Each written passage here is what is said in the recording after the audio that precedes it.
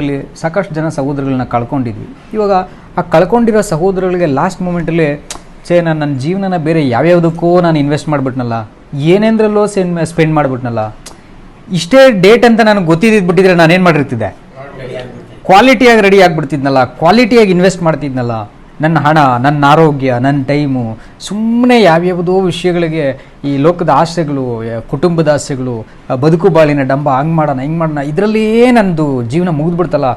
ಇದೆಲ್ಲ ಇಲ್ಲದೆ ನನಗೆ 30 ವಯಸ್ಸಿಗೆ ನಾನು ಕಣ್ಣು ಕಾಣಿಸಲ್ಲ, ಒಂದು 40 ವಯಸ್ಸಿಗೆ ನಾನು ಇರಲ್ಲ, ಒಂದು 45ಕ್ಕೆ ನಾನು ಇರಲ್ಲ, ಇಷ್ಟೇ ನನ್ನ ಡೇಟ್ ಅಂತ ಗೊತ್ತಾಗ್ಬಿಟ್ಟಿದ್ದರೆ ನಾನೇನು ಮಾಡಿರ್ತಿದ್ದೆ, ನಾನು ಒಳ್ಳೆ ರೀತಿಯಲ್ಲಿ ದೇವರಿಗೆ ಇನ್ವೆಸ್ಟ್ ಮಾಡ್ಬೋದಿತ್ತಲ್ಲ, ನನ್ನ ಟೈಮನ್ನು, ನನ್ನ ಯೋಚನೆಗಳನ್ನು, ನನ್ನ ಹಣವನ್ನು, ನನ್ನ ತಿಳುವಳಿಕೆನ, ಇದೆಲ್ಲ ಮಾಡ್ಬೋದಿತ್ತಲ್ಲ. ಆಮೇಲೆ ವಿನಾಕಾರಣ ಬೇಡದೇ ಇರೋ ವಿಷಯಗಳನ್ನೇನು ಮಾಡ್ಬೋದಿತ್ತು, ಅಯ್ಯ ಬೇಡವೇ ಬೇಡ ಇದೆಲ್ಲ ಯಾಕೆ ಸುಮ್ಮನೆ ಅಂತ ಹೇಳ್ಬಿಟ್ಟು ತೆಗೆದಾಕ್ಬೋದಿತ್ತಲ್ಲ. ಇದು ಯಾವಾಗ ಬರುತ್ತೆ ಅಂತಂದರೆ ಆ ಕೊನೆ ಬೆಡ್ಡಲ್ಲಿರುವಾಗ ಏನಾಗುತ್ತೆ, ಇದು ಬಂದ್ಬಿಡ್ತದೆ. ಈ ಅಂತ್ಯಕಾಲದಲ್ಲಿ ನಮಗೆ ಪ್ರಪಂಚದಲ್ಲಿರೋಂಥ ಎಲ್ಲ ಜನಗಳಿಗೂ ಪ್ರತಿದಿನವೂ ಏನೋ ಒಂದು ಸಂತೋಷವಾಗಿರೋಂಥ, ಒಂದು ನ್ಯಾಯವಾಗಿರೋಂಥ, ಒಂದು ಆನಂದವಾಗಿರೋಂಥ, ಒಂದು ಸಮಸ್ಯೆಗಳಿಲ್ಲದೆ ಇರೋಂಥ ಒಂದು ಲೋಕ ಬೇಕು, ಒಂದು ರಾಜ್ಯ ಬೇಕು, ಒಂದು ವ್ಯವಸ್ಥೆ ಬೇಕು ಅನ್ನೋದು ಎಲ್ಲ ಮನುಷ್ಯರಿಗೂ ಕಾಡ್ತಾನೆ ಇರ್ತದೆ. ಎಲ್ಲ ಮನುಷ್ಯರಿಗೆ, ಮಕ್ಕಳಿಂದ ತಗೊಳ್ಳಿ, ದೊಡ್ಡವರಿಂದ ತಗೊಳ್ಳಿ, ಎಲ್ರಿಗೂ ಕಾಡ್ತಾನೆ ಇರ್ತದೆ. ಬಟ್ ಅದು ಯಾವಾಗ ಬರ್ತದೆ ಅನ್ನೋದು ಮಾತ್ರ ಪಾಪ ಯಾರಿಗೂ ಗೊತ್ತಿಲ್ಲದೆ ಎಲ್ಲರೂ ಏನು ಮಾಡ್ತಾ ಇದ್ದಾರೆ, ಪ್ರಯತ್ನ ಪಡ್ತಾನೆ ಇದ್ದಾರೆ. ಆದರೆ ಅದು ಯಾವಾಗ ಬರ್ತದೆ ಅನ್ನೋಂತಹ ವಿಷಯ ಸಿದ್ಧ ಆಗಬೇಕಾಗಿರೋರು, ಅಂದರೆ ಆ ರಾಜ್ಯನ ಇಲ್ಲಿ ಸ್ಥಾಪಿಸಲಿಕ್ಕೆ ಬೇಕಾಗಿರೋಂಥ ಜನಗಳು ಬರದೇ ಏನಾಗಲ್ಲ, ಅದು ಬರೋದಕ್ಕೆ ಸಾಧ್ಯನೇ ಇಲ್ಲ. ಯಾಕಂದರೆ ನಾವು ಲೂಕ 12:32 ಓದ್ತೀವಿ, ಚಿಕ್ಕ ಹಿಂಡೆ ಹೆದರಬೇಡ. ಯಾಕೆ? ಆ ರಾಜ್ಯವನ್ನು ನಿಮ್ಮ ಕೈಗಳಲ್ಲಿ ಕೊಡುವುದಕ್ಕೆ ನಿಮ್ಮ ತಂದೆಯೋ ಸಂತೋಷವುಳ್ಳವರಾಗಿದ್ದಾರೆ. ನೀವೆಷ್ಟು ಕಮ್ಮಿ ಇದ್ರೂ ಪರವಾಗಿಲ್ಲ, ಅದು ಪ್ರಾಬ್ಲಮ್ ಅಲ್ಲ. ಆದರೆ ನಿಮ್ಮ ತಂದೆ ಆ ರಾಜ್ಯವನ್ನು ಯಾರ ಕೈಯಲ್ಲಿ ಕೊಡೋಕೆ ಹೋಗ್ತಾರೆ? ಆ ಚಿಕ್ಕ ಹಿಂಡು ಭಕ್ತರು. ಅದು ಯಾರಂತ ನಮಗೆ ಗೊತ್ತಿಲ್ಲ. ನಾವು ಆಗಬಹುದು, ಸಾಯೋ ತನಕ ನಾವು ಕೊನೆ ಉಸಿರಿರೋ ತನಕ ನಂಬಿಗಸ್ತರಾದರೆ ನಾವು ಆಗಬಹುದು. ಇಲ್ಲ ಅಂದರೆ ಅಂಥ ಭಕ್ತರುಗಳಿಗೆ ನಾವೇನಾಗ್ಬೋದು, ನಮ್ಮ ಈ ಸೇವೆಗಳನ್ನಾದರೂ ಮಾಡ್ಬೋದು ನಾವು.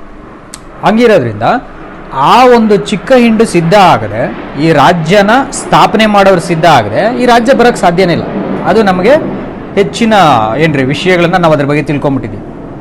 ಆದರೆ ಅದು ಯಾವ ರೀತಿ ಬರ್ತದೆ, ಅದಕ್ಕೆ ಏನು ಮಾಡಬೇಕು ಅನ್ನೋಂಥ ಕೆಲಸಗಳಲ್ಲಿ ನಮ್ಗೆ ಸಿಕ್ಕಿರೋ ಟೈಮಲ್ಲಿ ನಾವು ಮಾಡಲಿಲ್ಲ ಅಂತಂದರೆ, ಆಲ್ಮೋಸ್ಟ್ ಈ ಪ್ಯಾಂಡಮಿಕಲ್ಲಿ ಅಡ್ಮಿಟ್ ಆದವ್ರಿಗೆ ಎಲ್ರಿಗೂ ಖಂಡಿತ ಏನಿರ್ತಿದ್ದೋ ಎಲ್ರಿಗೂ ಬಂದ್ಬಿಡೋದು. ಅಡ್ಮಿಟ್ ಆದರೆ ಅವ್ರಿಗೆ ಒಂದು ಆಲ್ರೆಡಿ ಡೌಟ್ ಬಂದ್ಬಿಟ್ಟಿರೋದು, ಏನು ಹೇಳಿ, ನಾನು ಮನೆಗೆ ಹೋಗೋದು ಕಷ್ಟ ಇದೆ, ಸೊ ನಂದು ಇಷ್ಟೇನೇ ಇದು ಅಂತಂದು ಪ್ಯಾಂಡಮಿಕಲ್ಲಿ ಆಲ್ಮೋಸ್ಟ್ ಎಲ್ರಿಗೂ ಬಂದಿತ್ತು.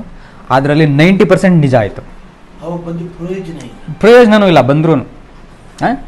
ಸೊ ಈ ಥರ ಇದ್ದಿದ್ದರಿಂದ ಅಂತಹ ಪರಿಸ್ಥಿತಿ ಬಂದಾಗಲೇ ನಾವು ಯಾಕೆ ಎಚ್ಚೆತ್ಕೊಳ್ಬೇಕು?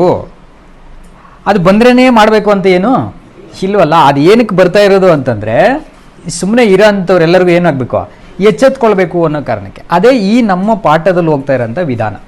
ನಾವೇನು ಇಸ್ರಾಯೇಲಿಯರ ಒಂದು ಅರಣ್ಯ ಪ್ರಯಾಣ ಅಂತ ಕರ್ಕೊಂಡು ಹೋಗ್ತಾ ಇದ್ವಿ. ನಾವು ಶುರು ಮಾಡುವಾಗ ನಮಗೆ ಒಂದು ವಚನ ಮೂಲಕ ಓದಿ ನಾವು ಶುರು ಮಾಡೋಣ. ವಿಮೋಚನಾಕಾಂಡ 13ನೇ ಅಧ್ಯಾಯ 17-18 ವಚನಗಳಲ್ಲಿ ನಾವು ವಿಮೋಚನಕಾಂಡ 13 ವಚನ 17-18. ಫರೋಹನು ಇಸ್ರಾಯೇಲರಿಗೆ ಹೋಗುವುದಕ್ಕೆ ಅಪ್ಪಣೆ ಕೊಟ್ಟಾಗ ಫಿಲಿಷ್ಟಿಯರ ದೇಶದ ಮಾರ್ಗವು ಸಮೀಪವಾಗಿದ್ದರೂ ದೇವರು ಆ ದಾರಿಯಲ್ಲಿ ಅವರನ್ನು ಹೋಗುಗೊಡಿಸಲಿಲ್ಲ, ಏಕೆಂದರೆ ದೇವರು ಜನರು ಯುದ್ಧವನ್ನು ನೋಡಿ ಗಾಬರಿಯಾಗಿ ಮನಸ್ಸನ್ನು ಬದಲಾಯಿಸಿಕೊಂಡು ಐಗುಪ್ತಕ್ಕೆ ಹಿಂದಿರುಗಿ ಹೋದಾರು ಎಂದು ಹೇಳಿದನು. ವಚನ 18. ಹೀಗಿರುವುದರಿಂದ ಯೆಹೋವನು ಜನರನ್ನು ಕೆಂಪು ಸಮುದ್ರದ ಸಮೀಪದಲ್ಲಿರುವ ಮರುಭೂಮಿಯನ್ನು ಬಳಸಿಕೊಂಡು ಹೋಗುವಂತೆ ಮಾಡಿದನು. ಆದರೂ ಇಸ್ರಾಯೇಲರು ಸೊ ನಮಗಿಲ್ಲಿ ವಚನ ಏನು ನೋಡ್ತೀವಿ ಅಂತಂದರೆ, ಒಂದು ಹತ್ತಿರ ಇರೋಂಥ ಸುಲಭವಾಗಿರೋಂಥ ಒಂದು ಮಾರ್ಗ ಇದ್ದರೂ ಕೂಡ ದೇವ್ರೇನು ಮಾಡಿಬಿಡ್ತಾರಂತೆ, ಅಯ್ಯೋ ಬೇಡ ಇದು ಅಂತ ಹೇಳ್ಬಿಟ್ಟು ಲಾಂಗಾಗಿ ದೇವರೇ ಕರ್ಕೊಂಡು ಹೋಗ್ತಾರಂತ. ಅಂದರೆ ಇದು ಹೆಂಗಿದೆ ಗೊತ್ತಾ, ಆಲ್ಮೋಸ್ಟ್ ಈ ನಮ್ಮ ಭಾರತ ದೇಶ ಹೆಂಗೆ ಬರುತ್ತೆ, ನಿಮ್ಮ ಪಿಕ್ಚರ್ ಇದೆಯಲ್ರ, ಭಾರತ ದೇಶ 2 ಕಡೆ ಸಮುದ್ರಗಳಿರ್ತದೆ, ಫುಲ್ ಕೆಳಗಡೆ ಬಂದುಬಿಟ್ರೆ ನಮಗೆ ಕನ್ಯಾಕುಮಾರಿ ಇರ್ತದೆ. ಚಿಕ್ಕ ಮ್ಯಾಪ್ನ ನೋಡ್ಬೇಕು ನಾವು. ಮ್ಯಾಪ್ನ ನೋಡಿ ಆ್ಯಕ್ಚುಲಿ ನಾವು ಪ್ರಪಂಚನೆಲ್ಲ ಅರ್ಥ ಮಾಡ್ಕೊಬೇಕಿದೆ. ಮ್ಯಾಪ್ನ ನೋಡಿ, ಬರೀ ನಮ್ಮ ದೇಶ ಮಾತ್ರ ಅಲ್ಲ, ಪ್ರಪಂಚವನ್ನೇ ಯಾವುದಿದೆ, ನಮ್ಮ ಎಡಗಡೆಗೆ ಯಾವುದಿದೆ, ಬಲಗಡೆಗೆ ಯಾವುದಿದೆ, ಇದೆಲ್ಲ ಗೊತ್ತಿಲ್ಲದೆ ಇರೋದ್ರಿಂದನೇ ಪಾಪ ಅವ್ರುಗಳು ಭಾಳ ತಾಪತ್ರಯ ಪಡ್ತಾರೆ ಅವತ್ತು. ಈಗ ನಮ್ಮ ಮೋಶಿ ಅವ್ರನ್ನ ಕಲಿಸ್ಬಿಟ್ಟು ಹೋಗಪ್ಪ ನೀನು ಕರ್ಕೊಂಡು ಬಾಪ ಅಂತೇಳಿ ಕಳಿಸ್ಬಿಡುವಾಗ ಮೋಶೆನೇ ಯಾಕೆ ಕರ್ಕೊಂಡು ಹೋಗ್ತಾರೆ ಅಂತ ನೋಡೋದಾದ್ರೆ, ಮೋಶೆಗೆ ಆಲ್ರೆಡಿ ಒಂದ್ಸರಿ ದೇವರು ಟ್ರೈನಿಂಗ್ ಕೊಟ್ಟಿದ್ರು. ಯಾವಾಗ? ರಾಜ ಆಗಿದ್ದಾಗ ಎಜುಕೇಶನ್ ಕೊಟ್ರು. ಆದ್ರೆ ದೇಶ ಬಿಟ್ಟು ಅವರು ಓಡೋಗ್ತಾರೆ ನೋಡಿ, ಕೊಲೆ ಮಾಡ್ಬಿಟ್ಟು. ಒಬ್ಬ ಐಗುಪ್ತಿನನ್ನು ಕೊಂದಾಕ್ಬಿಟ್ಟು ಅವ್ರು ಓಡೋಗ್ತಾರಲ್ರ, ಎಲ್ಲಿಗೆ ಹೋಗ್ತಾರೆ ಅವ್ರು ಅಂದ್ರೆ ಮಿದ್ಯಾನ್ಗೆ ಓಡೋಗ್ತಾರೆ. 40 ವರ್ಷ ಮಿದ್ಯಾನ್ನಲ್ಲಿ ಕುರಿ ಮೇಯಿಸ್ಕೊಂಡಿರ್ತಾರೆ. ಸೊ ಆ ಓಡೋಗೋದು ಬಂದ್ಬಿಟ್ಟು ಇದೇ ರೂಟಲ್ಲೇ ಹೋಗೋದು. ಅವರು ಇಷ್ಟು ರೌಂಡ್ ಸುತ್ತಾಕೊಂಡು ಹೋಗಿರಲ್ಲ, ಅವರು ಶಾರ್ಟ್ ಕಟ್ಟಲ್ಲೇ ಹೋಗಿರ್ತಾರೆ. ಸೊ ಅವ್ರಿಗೆ ಗೊತ್ತು ಶಾರ್ಟ್ ಕಟ್ಟಲ್ಲಿ ಹೋದ್ರೂ ಮಿದ್ಯಾನ್ಗೆ ಎಷ್ಟಾಗುತ್ತೆ ಅಂತಂದ್ರೆ ಒಳ್ಳೆ ಡಿಸ್ಟೆನ್ಸ್ ಇದೆ. ಸೊ ಅಷ್ಟು ಮಿದ್ಯಾನ್ ದೇಶಕ್ಕೆ ಕೊಡೋಗಿದ್ದೀನಿ ಅಂದರೆ ಅದಕ್ಕಿಂತ ಮೇಲೆ ಕನಾನ್ ದೇಶ ಬರೋದು, ಅದಕ್ಕಿಂತ ಮೇಲೆ. ಹೆಂಗೆ ಹೇಳ್ಬೋದು ನಾವು ಅಂತಂದರೆ, ಈಗ ಮಂಗಳೂರು ಬೀಚ್ ಇದೆ ಅಲ್ರ, ಮಂಗಳೂರು ಬೀಚಿಂದ ಈ ಕಡೆ ಚೆನ್ನೈ ಬೀಚ್ಗೆ ನಮ್ಮ ಮೋಶೆಯವರು ಬಂದಿರೋದು. ಅರ್ಥ ಆಯ್ತಲ್ರ? ಎಷ್ಟಿದೆ ಇಲ್ಲಿಂದ? ಎರಡು ಕಡೆನೂ 320, 360 ಇದೆ. ಇದು 320 ಇದೆ ಚೆನ್ನೈ, ನಮಗೆ 360 ಇದೆ ಮಂಗಳೂರು, ನಮಗೆ 680 ಕಿಲೋಮೀಟರ್ ಡಿಸ್ಟೆನ್ಸ್ ಅಂತ ಇಟ್ಕೊಳ್ಳಿ. ಸೊ ಈ ಥರ ಅಲ್ಲಿ ಇಷ್ಟೊಂದು ಡಿಸ್ಟೆನ್ಸ್ ಇಲ್ಲ, ಕಮ್ಮಿ ಇದೆ. ಬಟ್ ಶೇಪ್ ಹಿಂಗೆ ಇರೋದು, ಕರೆಕ್ಟಾಗಿ ಇದೇ ಥರ ಶೇಪ್ ಇರುತ್ತೆ. ಅದನ್ನು ಹೆಂಗೆ ನಮ್ಮದು ಇಂಡಿಯಾ ಮ್ಯಾಪ್ ಹೆಂಗೆ ಕೆಳಗಡೆ ಬಂದು ಹಿಂಗಿದೆಯೋ ಅದೇ ರೀತಿಯಲ್ಲೇ ಅಲ್ಲೂ ಕೂಡ ಫುಲ್ ಕೆಳಗಡೆ ಬಂದುಬಿಟ್ರೆ ಸಮುದ್ರಕ್ಕೆ ಇರ್ತದೆ ಅದು ಕೊನೆ. ಇಲ್ಲಿ ನಮಗೆ ಎಂಡಿಂಗಲ್ಲಿ ಶ್ರೀಲಂಕಾ ಇರ್ತದೆ, ಅಲ್ಲಿ ಎಂಡಿಂಗಲ್ಲಿ ನಮಗೆ ಹಿಂದೂ ಮಹಾಸಾಗರನೇ ಇರ್ತದೆ. ಹಿಂದೂ ಮಹಾಸಾಗರ ಕನೆಕ್ಟ್ ಆಗಿರ್ತದೆ. ಕತಾರು, ಕುವೈಟು ಆ ದೇಶಗಳು ಬರ್ತವೆ ಅಲ್ಲಿ. ಆ ಕತಾರು, ಕುವೈಟು ಆ ದೇಶಗಳ ಪಕ್ಕದಲ್ಲಿ ಇದು ಸೂಯೇಜ್ ಕಾಲುವೆ ಅಂತ ಜಾಯ್ನ್ ಆಗಿಬಿಟ್ಟು ತಿರ್ಗಾ ಭೂಮಧ್ಯ ಸಮುದ್ರದ ಒಳಗಡೆ ಎಂಟ್ರಿ ಆಗಿಬಿಡ್ತಾರೆ. ಇದೆಲ್ಲ ಮೋಶೆಗೆ ಗೊತ್ತು, ಈ ರೂಟ್ ಮ್ಯಾಪ್ ಎಲ್ಲ ಮೋಶೆಗೆ ಗೊತ್ತಿತ್ತು. ಒಂದು ರಾಜನಾಗಿ ನೆಕ್ಸ್ಟ್ ಆಗಬೇಕಿರೋ ಕಾರಣಕ್ಕೆ ಅವ್ರು ತಿಳ್ಕೊಂಡಿದ್ರು. ಎರಡನೇದು ಅವ್ರು ಆಲ್ರೆಡಿ ಏನು ಮಾಡಿದ್ದಾರೆ, ಈ ರೂಟಲ್ಲಿ ಓಡೋಗಿದ್ದಾರೆ. ಅವರು ಪ್ರಾಣ ಕಾಪಾಡ್ಕೊಳ್ಳೋಕೆ ಏನು ಮಾಡಿದ್ದಾರೆ, ಓಡೋಗಿದ್ದಾರೆ. ಸೊ ಓಡೋಗಿವಾಗ ಅವ್ರಿಗೆ ಚೆನ್ನಾಗಿ ಗೊತ್ತಿದೆ ಅರಣ್ಯ ಪ್ರಯಾಣ ಎಷ್ಟು ಕಷ್ಟ ಇರ್ತದೆ. ಒಬ್ಬನೇ ಓಡೋಗುವಾಗಲೇ ಇಷ್ಟು ಕಷ್ಟ ಇದೆ ಅಂತಂದರೆ, ಇಷ್ಟು ಜನನ ಸೇರಿಸ್ಕೊಂಡು ಓಡೋಗುವಾಗ, 20 ಲಕ್ಷ ಜನನ ಕರ್ಕೊಂಡು ಹೋಗುವಾಗ ಇನ್ನೂ ದೊಡ್ಡ ಕಷ್ಟ. ಆಮೇಲೆ ಅವ್ರಿಗೆ ಎಕ್ಸ್ಪೆಕ್ಟೇಷನ್ ಇರಲ್ಲ, ಏನು ದೇವ್ರೊಂದಿನ ಎಲ್ಲ ಜನನ ಕಳಿಸ್ಕೊಡ್ತಾರೆ, ನಾನೇ ಕರ್ಕೊಂಡು ಹೋಗ್ಬೇಕು, ಇದೆಲ್ಲ ಐಡಿಯಾನೇ ಇರಲ್ಲ. ಬಟ್ ಮನ್ಸಲ್ಲಿ ಅವ್ರಿಗೊಂದು ನಂಬಿಕೆ ಇರ್ತದೆ, ದೇವ್ರು ಏನೋ ಮಾಡೋಕೆ ಹೋಗ್ತಾರೆ. ಸೊ ನಾವು ವೆಯ್ಟ್ ಮಾಡೋಣ, ನಾನು ಸಮಾಧಾನವಾಗಿ ಇರೋಣ, ಸುಮ್ಮನೆ ಇರೋಣ, ದೇವ್ರದೇ ಒಂದು ಕಾಲ ಬರ್ತದೆ ಅಂತೇಳಿ 40 ವರ್ಷ ಈ ಮನುಷ್ಯ ಏನು ಮಾಡಿದ್ದಾರೆ ಅಂದರೆ ಸುಮ್ಮನೆ ಇದ್ದಾರೆ. ಒಬ್ಬ ರಾಜ ಆಗೋದಕ್ಕೆ ಯೋಗ್ಯನಾಗಿರೋ ಎಜುಕೇಟೆಡ್ ಪರ್ಸನ್ ನೆಕ್ಸ್ಟ್ ಪರೋಹ ಆಗೋದಕ್ಕೆ ಈ ಕಾಲಕ್ಕೆ ಹೇಳ್ಬೇಕಂದ್ರೆ ನೆಕ್ಸ್ಟ್ ಪ್ರೆಸಿಡೆಂಟ್ US ಪ್ರೆಸಿಡೆಂಟ್ ಆಗ್ಬೇಕಂತ ಇಟ್ಕೊಳ್ಳಿ. US ಪ್ರೆಸಿಡೆಂಟ್ ಆಗಬೇಕಾಗಿರೋಂಥ ಕೆಪಾಸಿಟಿ ಇರೋ ಮನುಷ್ಯ ಬಂದ್ಬಿಟ್ಟು ಇಂಡಿಯಾದಲ್ಲಿ ಯಾವುದೋ ಒಂದು ಹಳ್ಳಿಯಲ್ಲಿ ಇರ್ತಾನೆ ಅಂತ ಅಂದ್ಬಿಟ್ರೆ 40 ವರ್ಷ ಸುಮ್ಮನೆ ಬಾಯಿ ಮುಚ್ಕೊಂಡು ಹೆಂಗಿರ್ಬೇಕು ರೀ ಅವನು, ಕುರಿ ಮೇಯಿಸ್ಕೊಂಡು ಅದನ್ನು ಕಾಡಲ್ಲಿ. ಸೊ ಅವನಿಗೊಂದು ಐಡಿಯಾ ಇರ್ತದೆ, ದೇವ್ರು ಏನೋ ಒಂದು ಮಾಡೋಕ್ಕೆ ಹೋಗ್ತಾರೆ, ಏನೋ ಒಂದು ಮಾಡ್ತಾರೆ ದೇವರು. ನಾನು ಕಾಯೋಣ ಎಷ್ಟು ವರ್ಷ ಕಾಯೋಣ? 40 ವರ್ಷ ಕಾಯ್ಕೊಂಡು ಸುಮ್ಮನೆ ಇದ್ಬಿಟ್ರು ಅವ್ರು. ಆಮೇಲೆ ದೇವ್ರು ಕರೀತಾರೆ. ಸೊ ಕರೆದಾಗ ಇವ್ರು ಹೋಗಿ ಅಲ್ಲಿಂದ ಬಿಡಿಸ್ಕೊಂಡು ಬರುವಾಗ ದೇವರು ನೀನು ಬಂದಿರೋ ರೂಟಲ್ಲೇ ಕರ್ಕೊಂಡು ಹೋಗೋಣ ಅಂತ ಇದ್ದೀನಪ್ಪ ನಾನು. ಆದರೆ ಇಲ್ಲಿ 2 ಪ್ರಾಬ್ಲಮ್ ಇದೆ. ಒಂದು, ಶತ್ರುಗಳದೊಂದು ಭಯ ಇದೆ, ಅದೊಂದು ಮಾತ್ರನೇ ಅಲ್ಲ. ಇನ್ನೊಂದು ಏನು ಗೊತ್ತಾಗ್ಬೇಕಂದ್ರೆ, ನಿಮಗೆ ಅರಣ್ಯದ ಪ್ರಯಾಣದಲ್ಲಿ ಹೋಗುವಾಗ ನಾನು ನಿಮ್ಮನ್ನ ಏನು ಮಾಡಬೇಕು, ನನ್ನ ರಾಜ್ಯದಲ್ಲಿ ನೀವು ಇರೋದಕ್ಕೆ ಯೋಗ್ಯರ ಇಲ್ವಾ ನಿಮ್ಮನ್ನ ಪರೀಕ್ಷೆ ಮಾಡ್ಬೇಕು ನಾನು.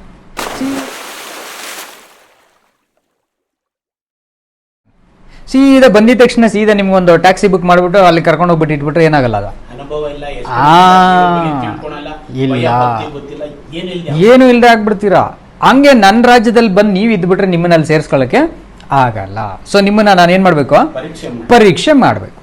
ಆ ಪರೀಕ್ಷೆನೇ ಈಗ ನಮ್ಮ ಮುಂದೆ ಇರೋ ಅಂಥದ್ದು. ನಾವಲ್ಲಿ ಕಳೆದ ವಾರ ಎಲ್ಲಿಗೆ ನಿಲ್ಸಿದ್ವಿ ಅಂದರೆ, ನಾವು ಮೋಶೆ ಕೀರ್ತನೆ ಹಾಡಿ ಸಮುದ್ರನ ದಾಟಿ ಮುಗೀತು, ಅಲ್ಗಾಯ್ತು. ಬಟ್ ಮೋಶೆಯವರ ಅಕ್ಕ ಒಂದೇ ಒಂದು ವಚನದಲ್ಲಿ ಒಂದು ಕೀರ್ತನೆ ಆಡ್ತಾಳೆ ನೋಡಿ. ಇವ್ರಿಗೆ ಸಂತೋಷ ಏನು, ಶತ್ರುಗಳನ್ನ ಸಮುದ್ರದಲ್ಲಿ ಹಾಕಿ ನಿರ್ನಾಮ ಮಾಡಿದ್ದಾರೆ.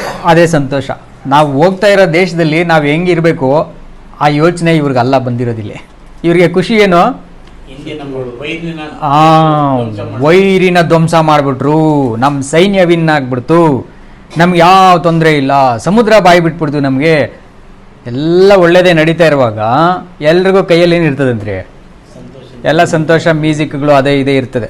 ಸೊ ದೇವ್ರು ನೋಡಿದ್ರು, ಆಯ್ತು ಇಷ್ಟೆಲ್ಲ ಖುಷಿಯಾಗಿ ಬರ್ತಾ ಇದ್ದೀರಾ, ಅಲ್ಲಿ ಮೋಶೆ ಒಂದು ಹಾಡಾಡ್ತಾ ಇದ್ರೆ ಈ ಎಮ್ಮನು ಹಾಡಿನ ಜೊತೆಯಲ್ಲಿ ಪಲ್ಲವಿ ಆಡ್ತಾ ಇದ್ದಾಳಂತೆ. ಈಕೆ ಏನ್ ಆಡ್ತಾ ಇರೋದು, ಪಲ್ಲವಿ. ಅಂದ್ರೆ ಒಂದೊಂದು ಸ್ಟ್ಯಾಂಜ್ ಆಡುವಾಗ್ಲೂ ಈ ಎಮ್ಮನ್ ಪಲ್ಲವಿ ಸೆಂಟ್ರಲ್ ಬರ್ತದೆ, ವರ್ಣಿಸ್ತಾ ಇದ್ದಾರೆ, ಸಂತೋಷ ಪಡೋಣ. ಆದ್ರೆ ಆ ವರ್ಣಿಸಿರೋ ಅದೇ ದೇವ್ರಿಗೆ ಇವ್ರನ್ನ ಬೇರೆ ಕಡೆ ಕರ್ಕೊಂಡು ಹೋಗ್ತಾರೆ. ನೆಕ್ಸ್ಟ್ ಓದೋಣ ಕೆಳಗಡೆ. ಎಲ್ಲಿ ಹೋಗ್ತಾರೆ ಇವರು? ನೋಡ್ರಿ ಆದ್ರಿ ಪ್ರಾಬ್ಲಮ್. ದೇವ್ರು ಏನು ಮಾಡ್ಬಿಟ್ರು ಅಂದರೆ, ಪಸ್ಕ ಕುರಿ ಕಟ್ ಮಾಡಿಬಿಟ್ಟು ಮಾಂಸ ತಿನ್ರಪ್ಪ ಅಂದರು. ಮಾಂಸ ತಿನ್ನೋದಕ್ಕೆ ಅವ್ರಿಗೇನು ಕಷ್ಟ? ತಿಂದರು. ಅಲ್ಲೂ ಒಂದು ಟೆಸ್ಟ್ ಇದೆ. ಪಸ್ಕ ಕುರಿ ಕಟ್ ಮಾಡೋದ್ರಲ್ಲೂ ಒಂದು ಟೆಸ್ಟ್ ಇದೆ. ಆ ಕುರಿ ಕಟ್ ಮಾಡುವಾಗ ಇವ್ರಿಗೊಂದು ಡೇಂಜರ್ ಇರುತ್ತೆ. ಏನದು? ಇಲ್ಲ ಇವ್ರಿಗೊಂದು ತುಂಬ ದೊಡ್ಡ ಪ್ರಾಣ ಸಂಕಟ ಇದೆ. ಅದಕ್ಕಿಂತ ಡೇಂಜರ್ ಏನು ಗೊತ್ತಾ? ಕುರಿ ಬಂದು ಐಗುಪ್ತ್ಯದ ಜನರಿಗೆ ದೇವ್ರು. ಕುರಿ ಬಂದು ಐಗುಪ್ತ್ಯ ಜನರಿಗೇನು ದೇವ್ರು. ಅವ್ರ ಕುರಿ ಮಾಂಸನ ತಿನ್ನಲ್ಲ ಅವರು. ಸೊ ಅವ್ರಿಗೆ ದೇವ್ರಾಗಿರೋ ಕುರಿನ ಇಟ್ಕೊಂಡು ಇವ್ರು ಕಟ್ ಮಾಡ್ತಾ ಇದ್ದಾರೆ ಅಂತಂದ್ರೆ ಅವ್ರಿಗೇನಾಗ್ಬೋದು? ಕೋಪ ಬಂದ್ಬಿಡ್ತದೆ. ರೈತರಂದ್ರೇನೆ ಅವ್ರಿಗೆ ಅಸಹ್ಯ. ಅದನ್ನ ನಮ್ಮ ಯೋಸೆಫ್ ಅವರು ಹೇಳ್ಬಿಡ್ತಾರೆ, ರೈತರಂದ್ರೆ ಅವ್ರಿಗೆ ಅಸಹ್ಯ. ಅದಕ್ಕೆ ಏನು ಮಾಡಲ್ಲ, ಎಸ್ಪೆಷಲಿ ಕುರಿ ಮೇಯಿಸೋರು ಅಂದ್ರೆ ಅವ್ರಿಗೆ ಅಸಹ್ಯ. ನೀವು ಗೋಷನ್ ಸೀಮೆ ಕೇಳ್ಕೊಳ್ಳಿ, ಅವನು ಆಚೆ ಬಿದ್ದು ರೋಗಪ್ಪ ಅಂತ ಗೋಷನ್ ಕೊಟ್ಬಿಡ್ತಾನೆ ನಿಮಗೆ, ಅಲ್ಲಿ ನೀವು ಇದ್ಬಿಡ್ರಿ ಸೇಫಾಗಿ ಅಂತ ಯೋಸೆಫ್ರೇ ಹೇಳಿರ್ತಾರೆ ಅವ್ರ ಕಾಲದಲ್ಲಿ. ಸೊ ಅಲ್ಲಿಗೆ ಬಂದ್ಬಿಟ್ಟು ಇವರು ಅಲ್ಲಿ ಇರ್ತಾರೆ. ಇವಾಗ ಅವ್ರಿಗೆ ಯಾವ ದೇವ್ರು ಅಂತ ಅಂದ್ಕೊಂಡಿದ್ರು ಕುರಿ ಮೇಕೆಗಳನ್ನ, ಅದನ್ನ ಇವ್ರು ಹಿಡ್ಕೊಂಡು ಕಟ್ ಮಾಡ್ರಿ ಅಂತಂದ್ರೆ ಇವ್ರ ಧೈರ್ಯನೂ ಟೆಸ್ಟ್ ಮಾಡಬೇಕು ದೇವ್ರು. ಯಾರ ಧೈರ್ಯ? ಇಸ್ರಾಯೇಲಿಯರ ಧೈರ್ಯ. ನನ್ನ ಮೇಲೆ ಎಷ್ಟು ನಂಬಿಕೆ ಇಟ್ಟು ನಾನು ಹೇಳಿದ್ದನ್ನು ಮಾಡ್ತಾರೋ ನೋಡೇ ಬಿಡೋಣ. ಸೊ ಆಯಿತು, ಧೈರ್ಯನ ಏನು ಮಾಡಿದ್ರು? ಟೆಸ್ಟ್ ಮಾಡಿದ್ರು. ಅವರು ಕುರಿ ಕಟ್ ಮಾಡಿದ್ರು, ತಿನ್ಬಿಟ್ರು. ಇವರು ಭಯದಿಂದ ಸುಮ್ಮನೆ ಇದ್ರು ಐಗುಪ್ತರು. ಯಾಕಂದರೆ ಭಯಂಕರವಾದ ಪನಿಷ್ಮೆಂಟ್ ಡಿಕ್ಲೇರ್ ಮಾಡಿರೋರು. ಏನು ಪನಿಷ್ಮೆಂಟ್ ಅಂದರೆ, ಚೊಚ್ಚಲ ಮಕ್ಕಳನ್ನೆಲ್ಲ ಏನು ಮಾಡಿಬಿಡ್ತೀನಿ, ಸಂಹಾರ ಮಾಡಿಬಿಡ್ತೀನಿ ಏನಂತ ಡೇಂಜರಸ್ ಪ್ಲೇಗ್ ಇದು, ಭಯಂಕರವಾದ ಉಪದ್ರವ. ಸೊ ಸುಮ್ಮನೆ ಇದ್ರು, ಏನೋ ನಡೀತಾ ಇದೆ ನೋಡ್ಕೊಳ್ಳೋಣ, ಸುಮ್ಮನೆ ಅವ್ರ ತಂಟೆ ಅವ್ರ ಪಾಡಿಗೆ ಬಿಟ್ಬಿಡೋಣ ಅವ್ರನ್ನ. ಅದಾಯಿತು, ಮಾಂಸ ತಿಂದರು. ರಾತ್ರಿ ಬೆಳಗ್ಗೆ ಎದ್ಬಿಟ್ರು, ಸೀದಾ ಇನ್ನು ಉಳಿ ಹಾಕಕ್ಕೆ ಮುಂಚೆನೇ ಫ್ರೆಶ್ ಆಗಿರೋ ರೊಟ್ಟಿನ ಹಂಗೆ ತೊಗೊಂಡು ಆಚೆ ಬಂದ್ಬಿಟ್ರು. ಬರ್ತಾ ಸ್ವಲ್ಪ ಮೆಂಟಲಿ ಟೆನ್ಷನ್ ಇತ್ತು, ಏನಾಗ್ತದೋ, ಆ ಕಡೆ ಸಮುದ್ರ ಇದೆ, ಈ ಕಡೆ ಫಿಲಿಸ್ಟೀರ್ ಇದ್ದಾರೆ. ಆ ಭಯದಿಂದ ಬಂದು ಮೆಂಟಲಿ ಸ್ವಲ್ಪ ಪ್ರಿಪೇರ್ ಆಗಿ ಮೋಶೆ ಮಾತು, ಆರೋನ್ ಮಾತು, ಮಿರಿಯಾಮಳ ಮಾತೆಲ್ಲ ಕೇಳಿಕೊಂಡು ಎಲ್ಲ ಮಾನಸಿಕವಾಗಿ ಸಿದ್ಧ ಆಗ್ಬಿಟ್ಟು ಹೆಜ್ಜೆ ಇಟ್ರು ಸಮುದ್ರಕ್ಕೆ. ಸಮುದ್ರ ಏನಾಗ್ಬಿಡ್ತು? ಇನ್ನೂ ಧೈರ್ಯ ಬಂದ್ಬಿಡ್ತೀವಿ.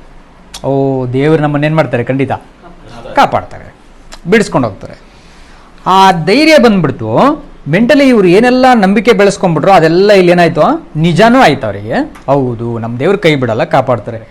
ಎಲ್ಲ ಆದ್ಮೇಲೆ ಆಚೆಗೆ ಬಂದಿದ್ದ ತಕ್ಷಣ ಇನ್ನೂ ಖುಷಿ ಆಗ್ಬಿಟ್ಟಿದ್ದೇನೆ, ಹಾಡು ಹಾಡ್ಬಿಟ್ರು, ಕೀರ್ತನೆನೂ ಆಡ್ಬಿಟ್ರು.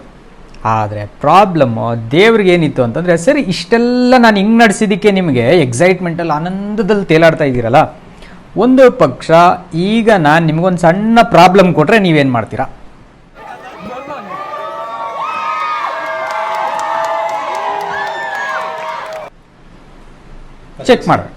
ಚೆಕ್ ಮಾಡ್ಬೇಕು ನೀವು ಅಂತೇಳಿ ಏನು ಮಾಡ್ತಾರೆ ಅಂದರೆ, 3 ದಿನ ಕರ್ಕೊಂಡು ಬರ್ತಾರೆ.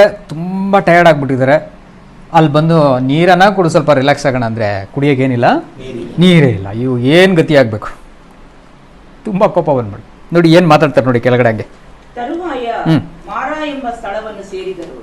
ಆದರೆ ಆ ಸ್ಥಳದ ನೀರು ಕಹಿಯಾದ್ದರಿಂದ ಅವರಿಗೆ ಅದನ್ನು ಕುಡಿಯುವುದಕ್ಕಾಗದೆ ಹೋಯಿತು. ಆದ್ದರಿಂದಲೇ ಆ ಸ್ಥಳಕ್ಕೆ ಮಾರಾ ಎಂದು ಹೆಸರಾಯಿತು. ಜನರು ನಾನೇನು ಕುಡಿಯಬೇಕೆಂದು ಮೋಶೆಯ ಮೇಲೆ ಗುಣಗುಟ್ಟುತ್ತಿರಲು ಮೋಶೆಯು ಯೆಹೋವನನ್ನು ಪ್ರಾರ್ಥಿಸಿದನು. ಆಗ ಯೆಹೋವನು ಅವನಿಗೆ ಒಂದು ಗಿಡವನ್ನು ತೋರಿಸಿದನು. ಅದನ್ನು ಆ ನೀರಿನಲ್ಲಿ ಹಾಕಿದಾಗ ನೀರು ಸಿಹಿ ಆಯಿತು.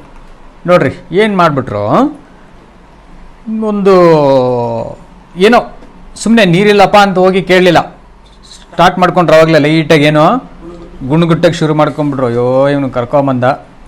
ಅದು ಈಗ ಬಂದಿರೋದೆಲ್ಲ ಇವ್ರಿಗೆ ಏನಾಗಿಲ್ಲ, ಆ ಮೂಮೆಂಟ್ಗೆ ಜ್ಞಾಪಕ ಇಲ್ಲ. ಒಂದೊಂದೇ ಅದ್ಭುತಗಳು ಮಾಡ್ಕೊಂಡೇ ಬಂದರು. 10 ಪ್ಲೇಗ್ಸು ಫುಲ್ ಅದ್ಭುತಗಳು. ಆ 10 ಪ್ಲೇಗ್ಸ್ಗಿಂತ 10 ಉಪದ್ರವಗಳಿಗಿಂತ ದೊಡ್ಡ ಉಪದ್ರವ ಯಾವುದು? ಸಮುದ್ರ. ಇದೆಲ್ಲ ಬಿಡಿಸಿ ಆಚೆಗೆ ಹಿಂಗೆ ಕರ್ಕೊಂಡು ಬಂದು ಒಳ್ಳೆ ಹಾಡಾಡ್ಬಿಟ್ಟಿದ್ದಾರೆ, ಚೆನ್ನಾಗಿ ಭಜನೆ ಮಾಡಿದ್ದಾರೆ. ಭಜನೆ ಮಾಡಿ ಆಚೆಗೆ ಬಂದವರಿಗೆ ನೀರಿಲ್ಲ ಅಂತಂದರೆ, ಇಷ್ಟೊತ್ತು ಬಂದಿರೋ ಈ ಭಜನೆದ ಭಕ್ತಿ, ಈ ಆರಾಧನೆ ಭಕ್ತಿ, ಈ ಪ್ರಾರ್ಥನೆ ಭಕ್ತಿ, ಇದೆಲ್ಲ ಏನಾಗಿರ್ಬೇಕು ಮನಸ್ಸಲ್ಲಿ ತುಂಬಿಕೊಂಡು, ನೀರಿಲ್ದಿದ್ರೆ ಸತ್ತೋಗೋಣ ಬಿಡಪ್ಪ, ನಾವು ಎಲ್ಲೋಗ್ತೀವಿ ಈಗ ಸತ್ರೆ, ಅದು ಬರಬೇಕಿರೋದು. ಈಗ ಆರಾಧನೆ ಆದರೆ ನಮಗೂ ಏನು ಬರ್ತದೆ? ಪ್ರಾರ್ಥನೆ ಆದರೆ ಅಲ್ಲಿ ಬರ್ತೀವಿ ನಾವು. ವಾಕ್ಯ ಕೇಳಿದ ತಕ್ಷಣ, ಒಂದು ಹಾಡಾಡಿದ ತಕ್ಷಣ ಅಲ್ಲಿಗೂ ಬರ್ತೀವಿ ನಾವು. ಅದಕ್ಕೆ ನಾವು ಸರ್ವಿಸ್ ಕಂಡಕ್ಟ್ ಮಾಡುವಾಗ ಮೊದಲೇ ಏನು ಮಾಡ್ತೀವಿ, ಸಂಡೇಸು ಅಲ್ಲಿ ಗ್ಯಾದರಿಂಗ್ಸಲ್ಲಿ ನಾವೇನು ಮಾಡ್ತೀವಿ ಅಂದರೆ, ಒಂದು ಹಾಡಾಡೋಣ, ನಮ್ಮ ಮಾನಸಿಕವಾಗಿ ನಾವೆಲ್ಲ ಏನಾಗೋಣ, ಸಿದ್ಧ ಆಗೋದಕ್ಕೆ ಒಂದು ಹಾಡಾಡೋಣ ಅಲ್ವರ. ಒಂದು ಹಾಡಾಡಿ ನಾವೇನು ಮಾಡಿದ್ವಿ, ತಯಾರಾಗಿ ಆದ್ವಿ. ಆಮೇಲೆ ಪಾಠ ಕೇಳಿದ ಮೇಲೆ ಲಾಸ್ಟಲ್ಲೂ ಏನು ಮಾಡ್ತೀವಿ, ಒಂದು ಕೀರ್ತನೆಯನ್ನು ಹಾಡ್ತೀವಿ ನಾವು. ಯಾಕೆ? ದೇವರಿಗೆ ಕೃತಜ್ಞತೆ, ಸಂತೋಷಕ್ಕೆ ಒಂದು ಕೃತಜ್ಞತೆಯನ್ನು ಹಾಡ್ತೀವಿ. ಹಾಡುವಾಗ ಮೆಂಟಲಿ ನಾವು ಹೆಂಗೆ ಪ್ರಿಪೇರ್ ಆಗಿಬಿಡ್ತೀವಿ ಅಂದರೆ, ಬಿಡಪ್ಪ ಏನನ ಆಗಲಿ ಬಿಡ್ರಿ, ಎಲ್ಲವೂ ನಶ್ವರ ಈ ಲೋಕದಲ್ಲಿ, ಶಾಶ್ವತವಾಗಿರೋದು ದೇವರ ಒಂದು ಕೃಪೆ ಒಂದೇನೆ, ಬರ್ತೀವಿ. ಬಟ್ ಇಲ್ಲೇನಾಗಿದೆ, ಜಸ್ಟ್ ಆಪೋಸಿಟ್ ಆಗಿದೆ ಅಲ್ವರಾ? ಏನದು ಅಂತಂದರೆ, ಭಯಂಕರವಾಗಿ ಗುಣಗುಟ್ಟಕ್ಕೆ ಶುರು ಮಾಡಿಬಿಟ್ರು. ಮೋಶೆ ಹತ್ರ ಬಂದರು, ಏನೇ ಕುಡಿಬೇಕು ನಾವು, ನಮ್ಗೆ ಹಿಂಗೆ ಮಾಡಿದೆಯಲ್ಲ ನೀನು ಅರಣ್ಯದಲ್ಲಿ ಕರ್ಕೊಂಬಂದು, ಇನ್ನೇನನ್ನ ಮಾತಾಡೋಕ್ಕಿದ್ರು ಅವರು. ಬಟ್ ಅಷ್ಟೊತ್ತಿಗೆ ಮೋಶೆ ಏನು ಮಾಡಿಬಿಡ್ತಾರೆ, ಬುದ್ಧಿಯಿಂದ ಹೋಗ್ಬಿಡ್ತಾರೆ ದೇವ್ರ ಹತ್ರ ಹೋಗ್ಬಿಟ್ಟು, ದೇವ್ರ ಏನು ಹಿಂಗಾಗ್ಬಿಡ್ತಲ್ಲ ನಮ್ಮ ಗತಿ ಇವಾಗ. ಈ ವಿಷಯ ನಾವು ಸಭೆಯಲ್ಲಿ, ನಾವು ಕೆಲಸ ಮಾಡೋ ಜಾಗದಲ್ಲಿ, ಮನೆಯಲ್ಲಿ, ಹೆಂಡ್ರ ಮಕ್ಕಳ ಜೊತೆಯಲ್ಲಿ ಏನ್ ನಡೆದ್ರು ನಮ್ಮನ್ನ ದೇವ್ರ ಪರೀಕ್ಷೆ ಮಾಡೋಕ್ಕೋಸ್ಕರ ಅಂತಾನೆ ನಾವು ಅನ್ಕೊಳ್ಬೇಕಲ್ವ. ಸೊ ಈ ಭಕ್ತಿಯೆಲ್ಲ ಹಾಡಾಡಿದ ನಂತರ, ನಾವು ಪ್ರಾರ್ಥನೆ ಮಾಡಿದ ನಂತರ ನಾವು ಆಚೆ ಬರ್ತಾ ಇದ್ದೀವಿ ಅಂತ ಅಂದ್ಬಿಟ್ರೆ, ನಮಗೆ ಮೆಂಟಲಿ ಹೆಂಗ್ ಪ್ರಿಪೇರ್ ಆಗ್ಬೇಕಂದ್ರೆ, ದೇವ್ರೆ ಇನ್ನ ನಾನು ಏನಾದ್ರೂ ಸರಿ, ಬದುಕಿದ್ದರೂ ಸರಿಯೇ ಸತ್ತರೂ ಸರಿಯೇ ನಾವು ಕ್ರಿಸ್ತನವರು ಅಂತ ಪೌಲ್ ಹೇಳ್ತಾರೆ. ರೋಮ 14:8 ಹೇಳ್ತಾರೆ, ನಾವು ಸತ್ರು ಸರಿ ಬದುಕಿದ್ರು ಸರಿ ಕ್ರಿಸ್ತನ್ಗೋಸ್ಕರ, ಸತ್ತೋದ್ರೂ ಕ್ರಿಸ್ತನ್ಗೋಸ್ಕರ ಸತ್ತೋಗ್ತೀನಿ, ಬದುಕಿದ್ರೆ ಕ್ರಿಸ್ತನ್ಗೋಸ್ಕರ ಬದುಕ್ತೀನಿ. ಅದು ಅರಣ್ಯದ ಒಳಗಡೆ ಇರ್ಬೋದು, ಸಮುದ್ರದ ಒಳಗಡೆ ಇರ್ಬೋದು, ಎರಡಕ್ಕೂ ಮಧ್ಯದಲ್ಲಿ ಇರ್ಬೋದು, ಎಲ್ಲಿ ಸತ್ರು ನನ್ನ ಸಾವು ದೇವ್ರಿಗೆ ಏನಾಗ್ಬೇಕು, ಮಹಿಮೆ ಆಗ್ಬೇಕು, ಮೆಚ್ಚುಗೆ ಆಗ್ಬೇಕು. ನೋಡಿ, ಸತ್ರು ಕರ್ತನ್ಗೆ, ಬದುಕಿದ್ರು ಕರ್ತನ್ಗೆ. ಯಾಕಂದ್ರೆ ಕರ್ತನು ನಮ್ಮನ್ನ ಐಗುಪ್ತದಲ್ಲಿ ಏನ್ ಮಾಡ್ಕೊಂಡ್ಬಿಟ್ರು, ಕೊಂಡ್ಕೊಂಡ್ಬಿಟ್ರು. ಐಗುಪ್ತದಲ್ಲಿ ನಮ್ಮನ್ನ ಏನ್ ಮಾಡಿದ್ರು, ಕೊಂಡ್ಕೊಂಡ್ಬಿಟ್ರು, ಪರ್ಚೇಸ್ ಮಾಡಿದಾಗೋಯ್ತು. ಇನ್ನು ಯಾಕಪ್ಪ ಹೆಂಗೋ ಸಾಯೋಣ ಬಿಡ್ರಿ, ನಾವು ಹೆಂಗ್ ಸತ್ರು ನಾವು ದೇವ್ರ ಜನನೇ ಇವತ್ತು ಅಂತ ಒಂದು ಖುಷಿಯಾಗಿ ಇವರು ಕಾಂಟ್ರಾಕ್ಟ್ ಆಗ್ಬಿಟ್ಟಿರ್ಬೇಕು, ದೇವ್ರ ಜೊತೆ ಒಪ್ಪಂದಕ್ಕೆ ಬಂದ್ಬಿಟ್ಟಿರ್ಬೇಕು. ಆದ್ರೆ ಇವ್ರಿಗೆ ಬಂದಿದ್ದೇನಂದ್ರೆ ಉಲ್ಟಾ ಆಗೋಯ್ತು. ಏನಂತ, ಏನು ಈ ಥರ ಮಾಡ್ಬಿಟ್ಟಲ್ಲ, ಕುಡಿಯೋದಕ್ಕೆ ನೀರಿಲ್ಲ.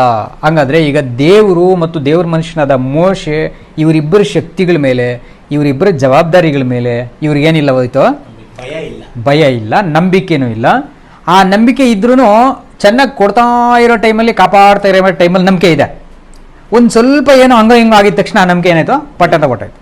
ಸೊ ಆಗ ದೇವರು ಒಂದು ವಿಷಯನ ಅವ್ರಿಗೆ ತಿಳಿಸ್ತಾರೆ ನೋಡಿ. 25ನೇ ವಚನದಲ್ಲಿ ಅವ್ರಿಗೆ ಏನು ಮಾಡ್ತಾರೆ ಅಂದರೆ, ಪರೀಕ್ಷಿಸಿ ಅವ್ರಿಗೊಂದು ನಿಯಮವನ್ನ ಕೊಡ್ತಾರಂತೆ. ಅಲ್ಲಿ ಯೆಹೋವನು ಇಸ್ರಾಯೇಲ್ಗಾಗಿ ಒಂದು ನಿಯಮವನ್ನು ನಿರ್ಣಯ ಮಾಡಿ, ನೋಡಿ ಏನ್ ಮಾಡಿದ್ರಂತೆ, ಒಂದು ನಿಯಮ ಮಾಡ್ಬಿಟ್ರು.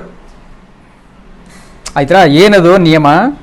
ಒಂದು ಲಾ ಕೊಟ್ರು ನೋಡಿ, ಪರೀಕ್ಷೆ ಮಾಡ್ಬಿಟ್ರು, ಅವ್ರಿಗೆ ಒಂದು ನಿಯಮ ಕೊಟ್ರಂತೆ. ನಿಯಮ ಅಂದ್ರೆ ಒಂದು ಕಾನೂನು. ಸೀನಾಯಿ ಬೆಟ್ಟದಲ್ಲಿ ಕೊಡ್ಬೇಕಾಗಿದ್ದಿರೋ ಕಾನೂನು ಇಲ್ಲೇ ಶುರು ಮಾಡ್ಕೊಂಡ್ಬಿಟ್ರು. ಯಾಕೆ ಹೇಳಿ? ಈ ಜನಗಳಿಗೆ ನೀವು ಗುಣಗುಟ್ಟಬಾರ್ದು ಅಂತ ಹೇಳಿದ್ರೇನೆ ಇವ್ರು ಗುಣಗುಟ್ಟಲ್ಲ. ಹೇಳಲಿಲ್ಲ ಅಂತ ಇಟ್ಕೊಳ್ಳಿ, ಇವ್ರೇನ್ ಮಾಡ್ತಾ ಇರ್ತಾರೆ, ಗುಣಗುಡ್ತಾನೇ ಇರ್ತಾರೆ. ನಾನು ನೋಡಿದಷ್ಟೊತ್ತು ನೋಡ್ತೀನಿ, ನನಗೂ ಸಿಟ್ಟು ಬರ್ತದೆ, ನಾನೇನ್ ಮಾಡ್ಬಿಡ್ತೀನಿ, ನಾನು ಗುಣಗುಟ್ಟಿದ್ರೆ ಇವ್ರು ನಾಶ ಆಗ್ಬಿಡ್ತಾರೆ. ಹಿಂಗಾಗಬಾರ್ದು. ಅವ್ರು ಗುಣಗುಟ್ಟಿದ್ರೆ ನನಗೆ ಕೋಪ ಬರ್ತದೆ, ನನಗೆ ಕೋಪ ಬಂದರೆ ಅವರು ಸತ್ತೋಗ್ತಾರೆ. ಸೊ ಹಿಂಗಾದ್ರೆ ಇಸ್ರೇಲ್ ಎಲ್ಲ ಸತ್ತೋಗ್ಬಿಡ್ತಾರೆ. ಅದಕ್ಕಿಂತ ಗುಣಗುಟ್ಟಬಾರದು ಅಂತ ಇವ್ರಿಗೆ ಏನು ಮಾಡಬೇಕು, ಒಂದು ತೀರ್ಮಾನ ಹೇಳ್ಬೇಕು ಇವ್ರಿಗೆ. ದೇವ್ರಿಗೆ ಗೊತ್ತಾಯ್ತು, ದೇವ್ರು ಡಿಸೈಡ್ ಮಾಡ್ತಾರೆ. ಸೊ ಅದಕ್ಕೆ ದೇವ್ರು ಏನು ಮಾಡ್ತಾರೆ, ನೀವು ಗುಣಗುಟ್ಟೋದು ನನಗೆ ಸಹಿಸ್ಕೊಳ್ಳಲ್ಲ, ನನ್ನ ಗೌರವಕ್ಕೆ ನೀವು ಗುಣಗುಟ್ಟುವಾಗ ಏನಾಗ್ತದೆ, ಧಕ್ಕೆ ಬರ್ತದೆ, ನನ್ನ ಮೇಲೆ ಡೌಟ್ ಬರ್ತದೆ ನಿಮಗೆ. ನಾನು ಡೌಟ್ ಪಡೋಂಥ ಪರ್ಸನ್ ಅಲ್ಲ ನಾನು. ಅಕಸ್ಮಾತ್ ನಿಮಗೆ ಡೌಟ್ ಬರೋ ಥರ ಪರಿಸ್ಥಿತಿ ಬರ್ಬೋದು. ಆ ಪರಿಸ್ಥಿತಿ ನಾನು ಕೊಡೋದೇನಕ್ಕೆ, ಪರೀಕ್ಷೆ ಮಾಡೋಕ್ಕೆ, ನೋಡೋದಕ್ಕೆ. ಹಂಗಾಗಿ ಅದನ್ನು ನೀವು ಅಡ್ಜಸ್ಟ್ ಮಾಡ್ಕೊಂಡಿಲ್ಲ ಅಂದರೆ, ನೀವು ಅರ್ಥ ಮಾಡ್ಕೊಂಡಿಲ್ಲ ಅಂತಂದ್ಬಿಟ್ರೆ ನಾನೇನು ಮಾಡ್ತೀನಿ, ನನ್ನ ಕೋಪವನ್ನು ತೋರಿಸ್ಬೇಕಾಗ್ತದೆ. ಕೋಪ ತೋರಿಸಿದ್ರೆ ನೀವು ಯಾರೋ ಬದುಕಕ್ಕೆ ಆಗಲ್ಲ. ಹಂಗಾದ್ರೆ ಅವ್ರು ಕೊಟ್ಟಂಥ ನಿರ್ಣಯಗಳು ಏನಿರ್ಬಹುದ್ರಿ ಅಂತೇಳಿ ಏನು ಮಾಡೋಣ. ಇದು ಒಂದೇ ಒಂದು ವಚನನ ಇಂಗ್ಲೀಷಲ್ಲಿ ನೋಡಿ, ಸ್ಟ್ಯಾಚ್ಯೂಟ್ ಆ್ಯಂಡ್ ಎನ್ ಆರ್ಡಿನೆನ್ಸ್ ಎರಡು ಬರ್ತದೆ. ಏನಂತೆ, statute and N ordinance. Ordinance ಅಂತ ಹೇಳ್ಬಿಟ್ಟಿದ್ದೀವಿ ಅಂತಂದರೆ ಒಂದು ಕ್ರಮ, ಒಂದು ವಿಧಾನ. ನೀವು ಈ ಥರ ವಿಧಾನದಲ್ಲೇ ಮಾತಾಡುವಾಗ, ಯೋಚನೆ ಮಾಡುವಾಗ ಇದೇ ಥರ ವಿಧಾನದಲ್ಲಿ ಯೋಚನೆ ಮಾಡಬೇಕು. ದುಡುಕ್ ಬಿಟ್ಟು ನೀರಿಲ್ಲ ಅಂದಿದ ತಕ್ಷಣ ಏನೋ ಇಲ್ಲಿ ಬಂದ್ಬಿಟ್ಟಿದ್ದೀವಿ, ಯಾಕೆ ಹಿಂಗೆ ಮಾಡಿಬಿಟ್ಟೆ ನೀನು, ಅಯ್ಯೋ ಕರ್ಕೊಂಬಂದೆ ಸುಮ್ಮನೆ ನೀನು ಸಾಯಿಸೋದಕ್ಕೆ, ಬಾಯಿಗೆ ಬಂದಿದ್ದೆ ಏನು ಮಾಡಂಗಿಲ್ಲ, ಮಾತಾಡಂಗಿಲ್ಲ. ಏನು ನಡೀತಾ ಇದೆ, ಸಮುದ್ರದಿಂದ ಆಚೆ ಬಂದಿದ್ದೀರಾ, ಸಮುದ್ರದಿಂದ ಆಚೆ ಬಂದ್ಮೇಲೆ ಕೀರ್ತನೆ ಬೇರೆ ಹಾಡ್ಬಿಟ್ಟಿದ್ದೀರಾ ನಿಮ್ಮ ಖುಷಿಗೆ. ದೇವರೇನು ಏನು ಮಾಡಿಲ್ಲ ಅವ್ರಿಗೆ, ಹೇಳಿಲ್ಲ. ಇವಾಗ ನೀವೇ ಖುಷಿ ಪಟ್ರಿ, ಹಾಡಾಡಿದ್ರಿ, ಪ್ರಾರ್ಥನೆ ಮಾಡಿದ್ರಿ, ಎಲ್ಲ ಸರಿ. ಪ್ರಾರ್ಥನೆ ಮಾಡಿದ್ಮೇಲೆ ನೀವು ಹೆಂಗಿರ್ಬೇಕಲ್ಲಿ, ಆ ಪ್ರಾರ್ಥನೆ ಏನ್ ಮಾಡಿದ್ರೆ ಅದರಂತೆ ಇರಬೇಕು. ಅದು ಬಿಟ್ಬಿಟ್ಟು ನೀವು ಗುಣಗುಟ್ಟೋದು, ಕತೆ ಮಾತಾಡೋದು ಇದೆಲ್ಲ ಮಾತಾಡ್ಕೊಂಡ್ಬಿಟ್ರೆ ಈ ಪ್ರಾರ್ಥನೆಗೆ ಏನಿಲ್ಲ, ಈ ಪ್ರಾರ್ಥನೆಗೆ ವ್ಯಾಲ್ಯೂ ಇಲ್ಲ, ಈ ಕೇಳಿದ ಪಾಠಕ್ಕೂ ವ್ಯಾಲ್ಯೂ ಇಲ್ಲ, ಎಲ್ಲ ವೇಸ್ಟ್ ಆಗ್ಬಿಡ್ತದೆ.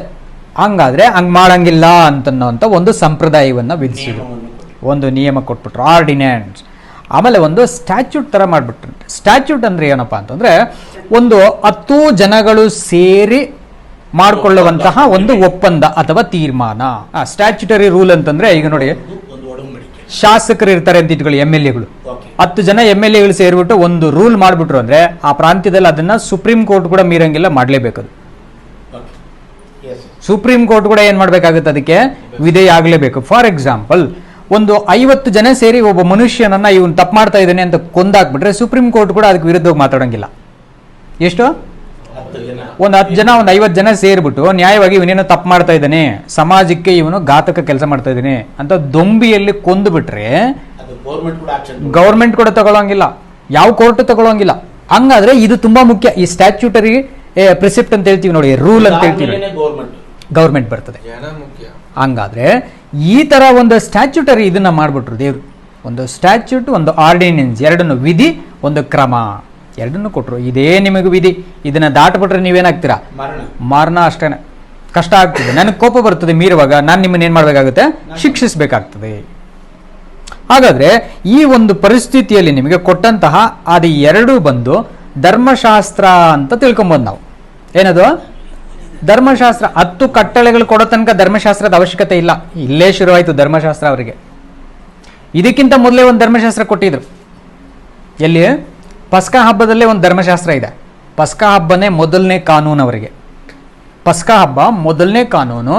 ಈ ಇಸ್ರಾಯೇಲ್ ದೇಶ, ಆ ಜನಾಂಗ ಜೀವಂತವಾಗಿರೋ ತನಕ ಅವ್ರೇನ್ ಮಾಡ್ಬೇಕಂತ ಅದನ್ನ ಆಚರಿಸ್ತಾನೇ ಇರಬೇಕು, ತಪ್ಪು ಮಾಡಂಗೇ ಇಲ್ಲ, ಅದನ್ನ ಬ್ರೇಕ್ ಮಾಡಂಗೇ ಇಲ್ಲ. ಸೊ ಪಸ್ಕಾ ಹಬ್ಬದಲ್ಲಿ ಅವ್ರಿಗೊಂದು ಧರ್ಮಶಾಸ್ತ್ರ ಇದೆ, ಕಾನೂನಿದೆ. ಅದು ಬಿಟ್ಟ ಮೇಲೆ ಇಲ್ಲೊಂದು ಕಾನೂನು ಕೊಡ್ತಾರೆ ಅವ್ರಿಗೆ, ಇಲ್ಲೊಂದು ಕಾನೂನನ್ನ ಇಂಟ್ರೊಡ್ಯೂಸ್ ಮಾಡ್ತಾರೆ. ಅದು ಬಿಟ್ಟ ಮೇಲೆ ನೆಕ್ಸ್ಟ್ ಏನ್ ಮಾಡ್ತಾರೆ ಅಂತ ನೋಡೋದಾದ್ರೆ, ನೋಡಿ ಇದನ್ನ ಯಾಕೆ ಇವ್ರಿಗೆ ಕೊಡ್ತಾರೆ ಅಂದ್ರೆ, ಇದಕ್ಕಿಂತ ಮುಂಚೆನೆ ಆಲ್ರೆಡಿ ಇನ್ನೊಬ್ರಿಗೆ ಇದನ್ನ ಕೊಟ್ಟಿರ್ತಾರೆ ದೇವರು. ಯಾರಿಗೆ ಅಂದ್ರೆ ಅಬ್ರಹಾಮನ್ಗೂ ಕೂಡ ಇದಿಷ್ಟನ್ನು ಕೊಟ್ಟಿರ್ತಾರೆ. ಇದಿಷ್ಟು ಕೊಟ್ಟಿರ್ತಾರೆ, ನಮಗೆ ತುಂಬಾ ಜನಕ್ಕೆ ಗೊತ್ತಿರಲ್ಲ ಅದು. ಇದೆಲ್ಲವನ್ನು ಸ್ಟ್ಯಾಚ್ಯೂಟ್ಸು, ಕಮಾಂಡ್ಸು, ಟೆಸ್ಟಿಮನೀಸು ಇದೆಲ್ಲವನ್ನು ಅವ್ರಿಗೆ ಕೊಟ್ಟಿದ್ರು. ಆದರೆ ತುಂಬಾ ಜನಗಳಿಗೆ ಗೊತ್ತಿಲ್ಲ ನಮಗೆ ದೇವ್ರು ಇಷ್ಟನ್ನು ಅವ್ರಿಗೆ ಕೊಟ್ಟಿದಾರ ಅಂತ. ಓದ್ ನೋಡೋಣ ಇವತ್ತು ವಾಕ್ಯ. ನಾನು ಅವನೊಡನೆ ವಿಶೇಷವಾದ ಒಡಂಬಡಿಕೆಯನ್ನು ಮಾಡಿಕೊಂಡಿದ್ದೇನೆ. ಅವನು ತನ್ನ ಮಕ್ಕಳಿಗೂ ಸಂತತಿಯವರಿಗೂ ನನಗೆ ವಿಧೇಯರಾಗುವಂತೆ ಮತ್ತು ನ್ಯಾಯನೀತಿಗಳಿಂದ ಜೀವಿಸುವಂತೆ ಆಜ್ಞಾಪಿಸಲೆಂದು ನಾನು ಅವನೊಂದಿಗೆ ಒಡಂಬಡಿಕೆಯನ್ನು ಮಾಡಿಕೊಂಡೆನು. ಅವರು ಹೀಗೆ ಜೀವಿಸಿದರೆ ನನ್ನ ವಾಗ್ದಾನಗಳನ್ನೆಲ್ಲ ನೆರವೇರಿಸುವೆನು. ನೋಡಿ, ನ್ಯಾಯಗಳನ್ನ, ಯೆಹೋವನ ನ್ಯಾಯಗಳು, ಯೆಹೋವನ ನೀತಿ ವಿಧಿಗಳು, ಇವುಗಳನ್ನೆಲ್ಲ, ಮತ್ತು ಯೆಹೋವನ ಮಾರ್ಗ, the way of the Lord and the judgments of the Lord and righteous commands of the Lord, ನ್ಯಾಯಗಳು, ಇದು ಎಲ್ಲವುಗಳನ್ನು ತನ್ನ ಮಕ್ಕಳಿಗೆ ಏನ್ ಮಾಡ್ಬೇಕಂತ ಅವರು ಬೋಧಿಸಿ ತಿಳಿಸ್ಬೇಕಂತ ಅವ್ರಿಗೆ. ಸೊ ಆಗ ಅದು ಸ್ಟ್ಯಾಚ್ಯೂಟ್ ಆಗೋಯ್ತದೆ. ಬೋಧಿಸುವಾಗ ಅದೇನಾಗ್ಬಿಡ್ತದೆ, ಸ್ಟ್ಯಾಚ್ಯೂಟ್, ವಿಧಾನ, ಒಂದು ಸಾಕ್ಷಿ. ಅದು ಅವಾಗ ಈ 4 ಏನ್ ಮಾಡಿದಾರೆ ಅಲ್ಲೇನೆ ಅಬ್ರಹಾಮನಿಗೆ ಗೊತ್ತಿದೆ. ಯಾಕೆ ಅಬ್ರಹಾಮನು ದೇವರ ಜೊತೆಯಲ್ಲಿ ಅವರನ್ನ ಕರೆದಿರುವಾಗ ಎಷ್ಟು ವಯಸ್ಸಿನಲ್ಲಿ ಕರೆದ್ರಂತೆ ಅಬ್ರಹಾಮರನ್ನ? 75. ಸೊ 70ರಲ್ಲಿ ಕರೆದಿರುವಾಗ ಅಲ್ಲಿಂದ ಇಟ್ಕೊಂಡು ಅವರು 99 ವರ್ಷಗಳು ಬರೋ ತನಕ, ಮಗನ ಕೊಡೋ ತನಕ ದೇವ್ರ ಜೊತೆ ಅವ್ರಿಗೇನಿದೆ, ಒಳ್ಳೆ ಸಂಬಂಧ ಇದೆ, ಒಳ್ಳೆ ಫ್ರೆಂಡ್ಶಿಪ್ ಇದೆ. ಆ ಫ್ರೆಂಡ್ಶಿಪ್ ಅಲ್ಲಿ ದೇವ್ರು ಎಂಥವ್ರು, ಅವ್ರಿಗೆ ಏನ್ ಇಷ್ಟ, ಅವ್ರಿಗೆ ಏನ್ ಇಷ್ಟ ಇರಲ್ಲ ಅನ್ನೋದು ನಮ್ಮ ಅಬ್ರಹಾಮ್ ಅವ್ರಿಗೆ ಏನಾಗಿದೆ, ಚೆನ್ನಾಗಿ ಗೊತ್ತಾಗಿದೆ. 25 ವರ್ಷ ಅನುಭವ ಬಂದ್ಬಿಡ್ತಾವ್ರಿಗೆ, ದೇವ್ರು ಇಷ್ಟೇ, ಅದವ್ರಿಗೆ ಗೊತ್ತಾಗೋಯ್ತು. ಈಗ ದೇವ್ರಿಗೆ ಒಂದು ನಂಬಿಕೆ ಇವ್ರ ಮೇಲೆ ಏನಂದ್ರೆ, ಅವ್ನು ನನ್ನ ಬಗ್ಗೆ ಅರ್ಥ ಮಾಡ್ಕೊಂಡ್ಬಿಟ್ಟಿದ್ದಾನೆ, ನನ್ನ ಹತ್ರ ಹೆಂಗ್ ನಡ್ಕೊಬೇಕು ಅನ್ನೋದನ್ನ ಅವನು ಅವ್ರ ಮಕ್ಳಿಗೆ ಏನ್ ಮಾಡ್ತಾನೆ, ತಿಳಿಸಿ ನಡೆಸ್ತಾನೆ. ಅವನು ನನ್ಗಿದೇ ನ್ಯಾಯ, ನನಗಿದೇ ನೀತಿ, ನನಗಿದೇ ಕ್ರಮ ಅಂತೇಳಿ ತನ್ನ ಮಕ್ಳಿಗೆ ಹೇಳ್ಕೊಡ್ತಾನೆ. ಹಂಗೆ ಹೇಳ್ಕೊಟ್ರೆ ಮಾತ್ರನೇ ನನ್ನ ಇಷ್ಟ ನೆರವೇರುತ್ತೆ ಅಂತಾರೆ. ಯಾರಿಷ್ಟ? ನೋಡಿ, ಹಂಗಾರೆ ದೇವ್ರ ಇಷ್ಟ ನೆರವೇರ್ಬೇಕಂದ್ರೆ ಈಗ ಯಾರು ಕೈಕೊಂಡು ನಡಿಬೇಕು? ಅಬ್ರಹಾಮು, ಅಬ್ರಹಾಮ್ ಸಂತತಿ. ನೋಡಿ ಆ ಕೊನೆಯ ವಚನ ಓದಿ ಸಿಸ್ಟರ್. ನೋಡಿ, ಅವನು ಹೀಗೆ ಮಾಡುವುದರಿಂದ ನನ್ನ ವಾಗ್ದಾನಗಳೆಲ್ಲ ನೆರವೇರ್ಬಿಡ್ತದೆ. ಅವನೆಲ್ಲ ಎಡವ್ಬಿಟ್ರೆ ನನ್ನ ವಾಗ್ದಾನ ನೆರವೇರಿಸಿದ್ರೆ ಸ್ವಲ್ಪ ಪ್ರಾಬ್ಲಮ್ ಆಗ್ತದೆ, ಸ್ವಲ್ಪ ಹಂಗ ಹಿಂಗ ಹೋಗ್ತದೆ. ಹಂಗಾದ್ರೆ ಇವನನ್ನು ಆರಿಸ್ಕೊಳ್ಳುವಾಗ ದೇವ್ರು ಏನು ಮಾಡಿದ್ದಾರೆ, ತುಂಬ ಯೋಚನೆ ಮಾಡಿ ಆರಿಸ್ಕೊಂಡು ಇವನು ಯೋಗ್ಯನ ಅಲ್ವಾ ಅಂತ 25 ವರ್ಷ ಸುಮ್ಮನೆ ಇದ್ದರು. 25 ವರ್ಷಕ್ಕೂ ಅಬ್ರಾಮ್ ಏನು ಶೇಕ್ ಆಗಲಿಲ್ಲ. ಯಾವುದೇ ನಂಬಿಕೆಯಲ್ಲಿ ಸಂದೇಹಗಳೇ ಅವ್ರಿಗೆ ಬಂದಿಲ್ಲ. 25 ವರ್ಷ ಕೊಟ್ಟಿಲ್ವಾ ದೇವರೇ, ಬಿಡು ನೀವೇನೋ ಒಂದು ಮಾಡ್ತೀರಾ, ಯಾವ ರೀತಿ ಅಂತ ನಾನು ಪ್ರಶ್ನೆ ಮಾಡೋಕೆ ಹೋಗಲ್ಲ, ನಿಮ್ಮನ್ನು ಹೆಂಗೆ ಮಾಡ್ತೀರಾ ಅಂತ ಮಾತ್ರ ನಾನೇನು ಮಾಡಲ್ಲ, ಪ್ರಶ್ನೆ ಮಾಡಲ್ಲ. ಆದರೆ ನೀವು ಮಾಡ್ತೀರಾ ಅಂತ ನನಗೆ ಗೊತ್ತು. ಇವರು ಸೈಲೆಂಟ್ ಆಗಿದ್ದಾರೆ. ಆ ಅಂಡರ್ಸ್ಟ್ಯಾಂಡಿಂಗ್ ಅದು, ಆ ಅಂಡರ್ಸ್ಟ್ಯಾಂಡಿಂಗ್ ಮೌನವಾಗಿ ಸುಮ್ಮನೆ ಅವ್ರನ್ನ ನಂಬಿಬಿಟ್ಟು ಬ್ಲೈಂಡ್ ಆಗಿರೋದು, ಕುರುಡನ ಥರ ಇರೋದು. ಅಂದರೆ ನಮ್ಮ ಮುಂದೆ ನಡೆಯೋ ವಿಷಯಗಳಿಗೆ ನಾವೇನಾಗ್ಬಿಡೋದು, ಕುರುಡ ಅಷ್ಟೇ. ಏನು ನಡೀತಾ ಇದೆಯೋ ನಡಲಿ, ಎಲ್ಲವೂ ಯಾರ ಕಂಟ್ರೋಲಲ್ಲಿದೆ, ಆತನ ಕಂಟ್ರೋಲಲ್ಲಿದೆ. ಸೊ ಇಲ್ಲೇನೋ ಹಿಂಗೆ ನಡೆದ್ಬಿಡ್ತು, ಅಲ್ಲೇನೋ ಮನೆ ಬಿದ್ದೋಯ್ತು, ಇಲ್ಲೇನೋ ಪ್ಯಾಂಡಮಿಕ್ ಬಂತು, ಇದಕ್ಕೆಲ್ಲ ಏನಾಗಂಗಿಲ್ಲ, ವಿಚಲಿತರಾಗದಂಗೆ ಇರೋವಂಥದ್ದು ಅದ್ಭುತವಾದಂತಹ ಗುಣ. ಅದು ಅದ್ಭುತವಾದ ಗುಣ, ಆಶ್ಚರ್ಯವಾಗಿರೋ ಗುಣ. ಯೆಹೋವನಿಗೇನೆ ಅದೇನಾಗ್ಬಿಟ್ಟಿರುತ್ತಂತಂದರೆ ಇಷ್ಟ ಅನ್ನೋದಕ್ಕಿಂತ ಒಂಥರ ಏನಪ್ಪ ಇವನು ಈ ಮಟ್ಟಕ್ಕೆ ಅನ್ನೋ ಥರ ಆಗ್ಬಿಟ್ಟಿರ್ತದೆ. ಒಬ್ಬ ಮನುಷ್ಯನಾಗ್ಬಿಟ್ಟು, ಒಂದು ಪಾಪದಲ್ಲಿ ಹುಟ್ಟಿರೋ ಮನುಷ್ಯ, ಒಂದು ಆಫ್ಟರ್ ಎಲ್ಲ ಪಾಪಿಗಳ ಥರ ಇವನು ಒಬ್ಬ ಪಾಪಿ. ಆಸ್ತಿ ಕೊಡ್ತೀನಿ ಅಂತಂದರೆ ಯಾವನನ್ನ ಹೋಗ್ಬಿಟ್ಟು ಎಷ್ಟು ಬೇಕು ಹಾಕೊಳ್ಳೋ ಅಂದರೆ ಅವನಿಗೆ ಬೇಡದೇ ಇರೋದನ್ನೆಲ್ಲ ಹಾಕೊಂಡ್ಬಿಟ್ಟಿರ್ತಾನೆ. ಈ ಮನುಷ್ಯ ನೋಡಿದ್ರೆ ಲೈಫಲ್ಲೆಲ್ಲ ಟೆಂಟಲ್ಲೇ ಬದುಕ್ಬಿಟ್ಟಿದ್ದಾರೆ, ಯಾವುದೋ ಹಾಕ್ಕೊಂಡೆ. ದೇವ್ರಿಗೆ ಇಷ್ಟ ಆಗಬೇಕು, ನೆರವೇರಿಸ್ತಾ ಇದ್ದಾನೆ. ನಾನು ಅವನಿಗೆ ಆಸ್ತಿ ಆಗಿದ್ದೀನಿ, ಅವನ ಆಸ್ತಿನ ಬೇಡ್ಕೊಳ್ತಾ ಇಲ್ಲ ಅವನು. ಸೊ ಈ ಥರ ಇವರಿಬ್ಬರದು ಫ್ರೆಂಡ್ಶಿಪ್ ಇದೆ. ಆ ಫ್ರೆಂಡ್ಶಿಪ್ಪಲ್ಲಿ ದೇವರು ಇವ್ರ ಮೇಲೆ ಇಟ್ಟಿರೋ ನಂಬಿಕೆ, ನನ್ನ ನೀತಿಗಳು, ನನ್ನ ನ್ಯಾಯಗಳು, ನನ್ನ ವಿಧಾನಗಳನ್ನು ಹೇಳ್ಕೊಡ್ತಾರೆ ಇವರು ಅವ್ರ ಜನಾಂಗಕ್ಕೆ. ಬಟ್ ನಮ್ಮ ಇಸ್ರೇಲ್ರಿಗೆ ಇದು ಗೊತ್ತಿದೆಯಾ ಅಂತಂದರೆ ಗೊತ್ತಿಲ್ಲ ಎಲ್ರಿಗೂ. ಬರೀ ಮೋಶೆ ಒಬ್ರಿಗೆ ಗೊತ್ತು. ಕಾರಣ ಮೋಶೆಗೆ ಯಾರು ಟೀಚ್ ಮಾಡಿದ್ದಾರೆ ಇದನ್ನು? ಅವ್ರ ತಾಯಿ ಟೀಚ್ ಮಾಡಿದ್ರು. ನಾವು ಲಾಸ್ಟ್ ಟೈಮ್ ಕಲ್ತ್ಕೊಂಡ್ವಿ.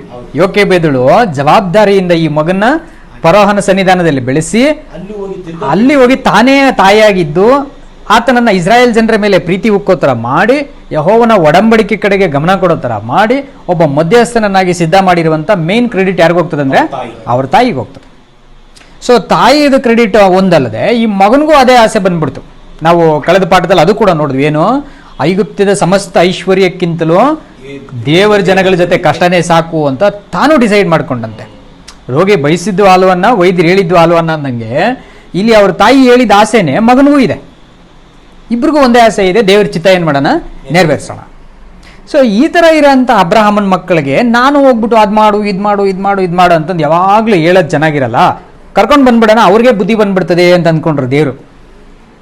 ಆದರೆ ಇವ್ರಿಗೆ ಆ ಬುದ್ಧಿ ಬಂದಿಲ್ಲ. ಅಬ್ರಹಾಮ್ಗಿರೋಂಥ ಆ ತಾಳ್ಮೆ, ಅವ್ರು 25 ವರ್ಷ ವೆಯ್ಟ್ ಮಾಡಿದ್ದಾರೆ.